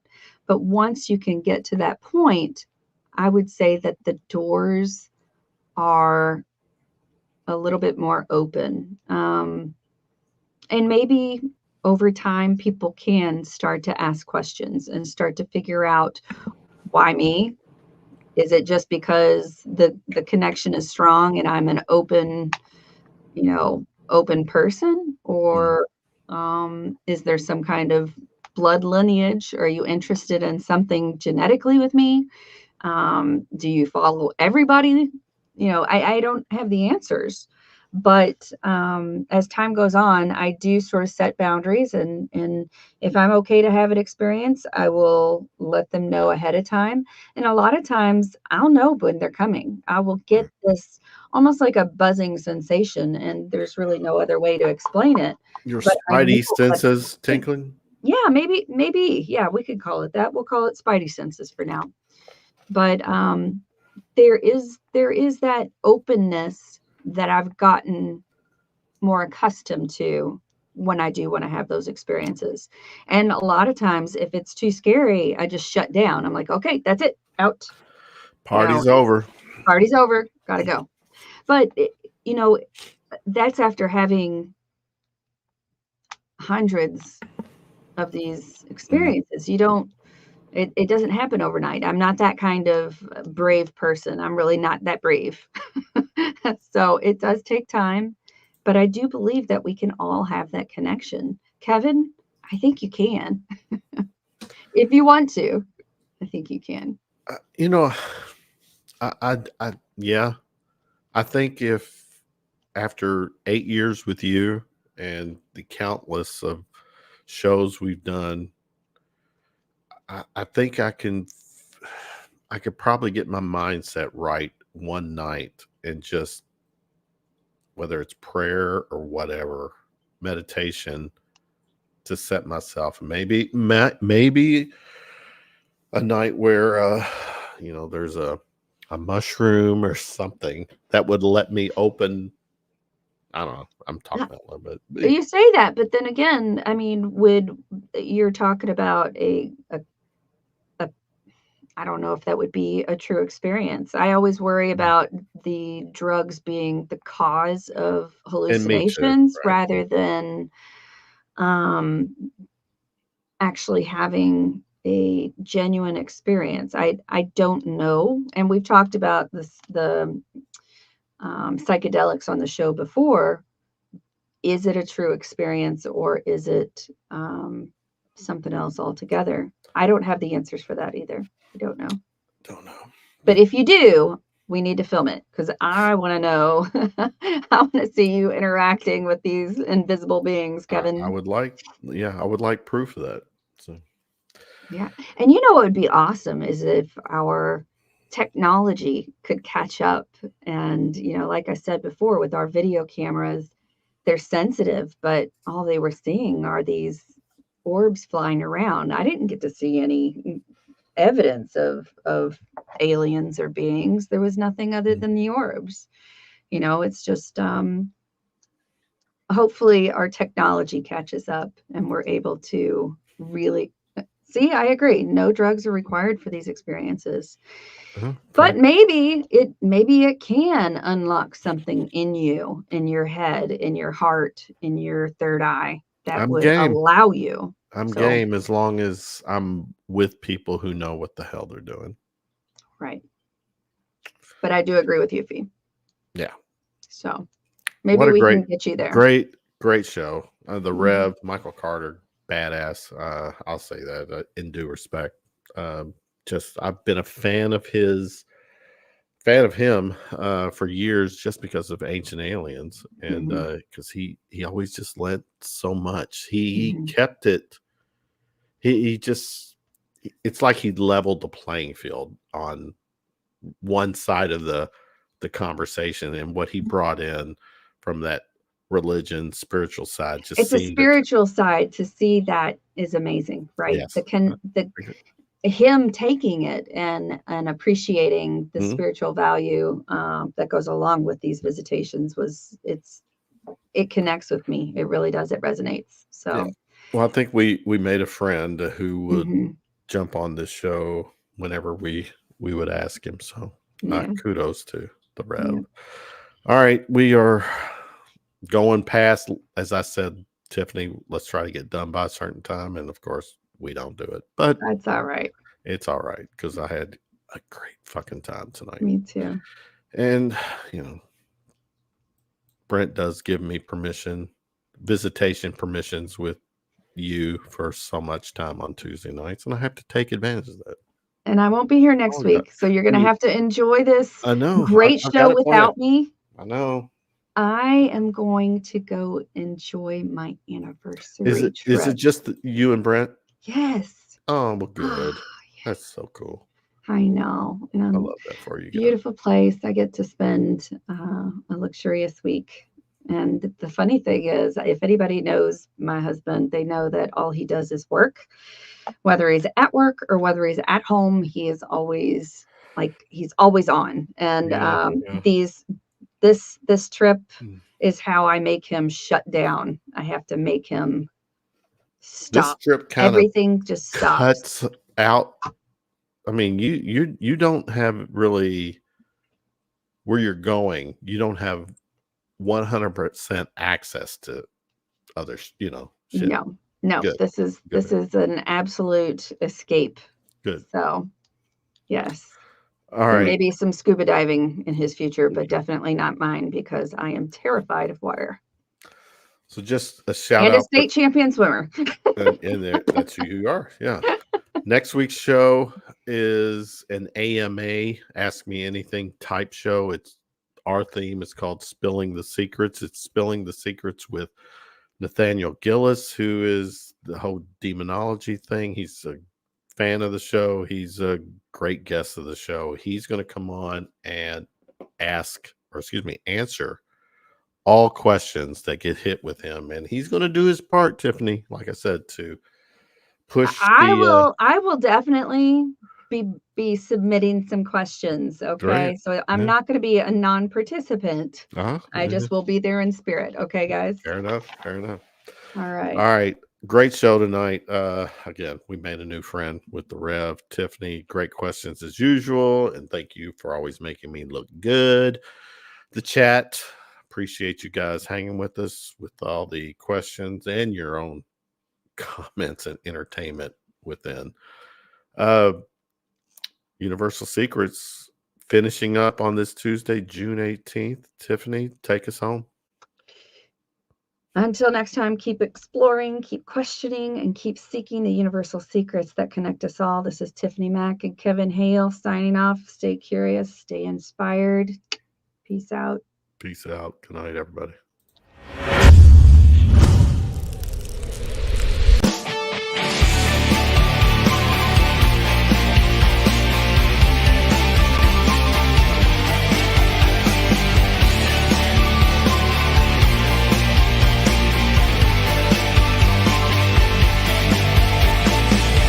This has been Universal Secrets.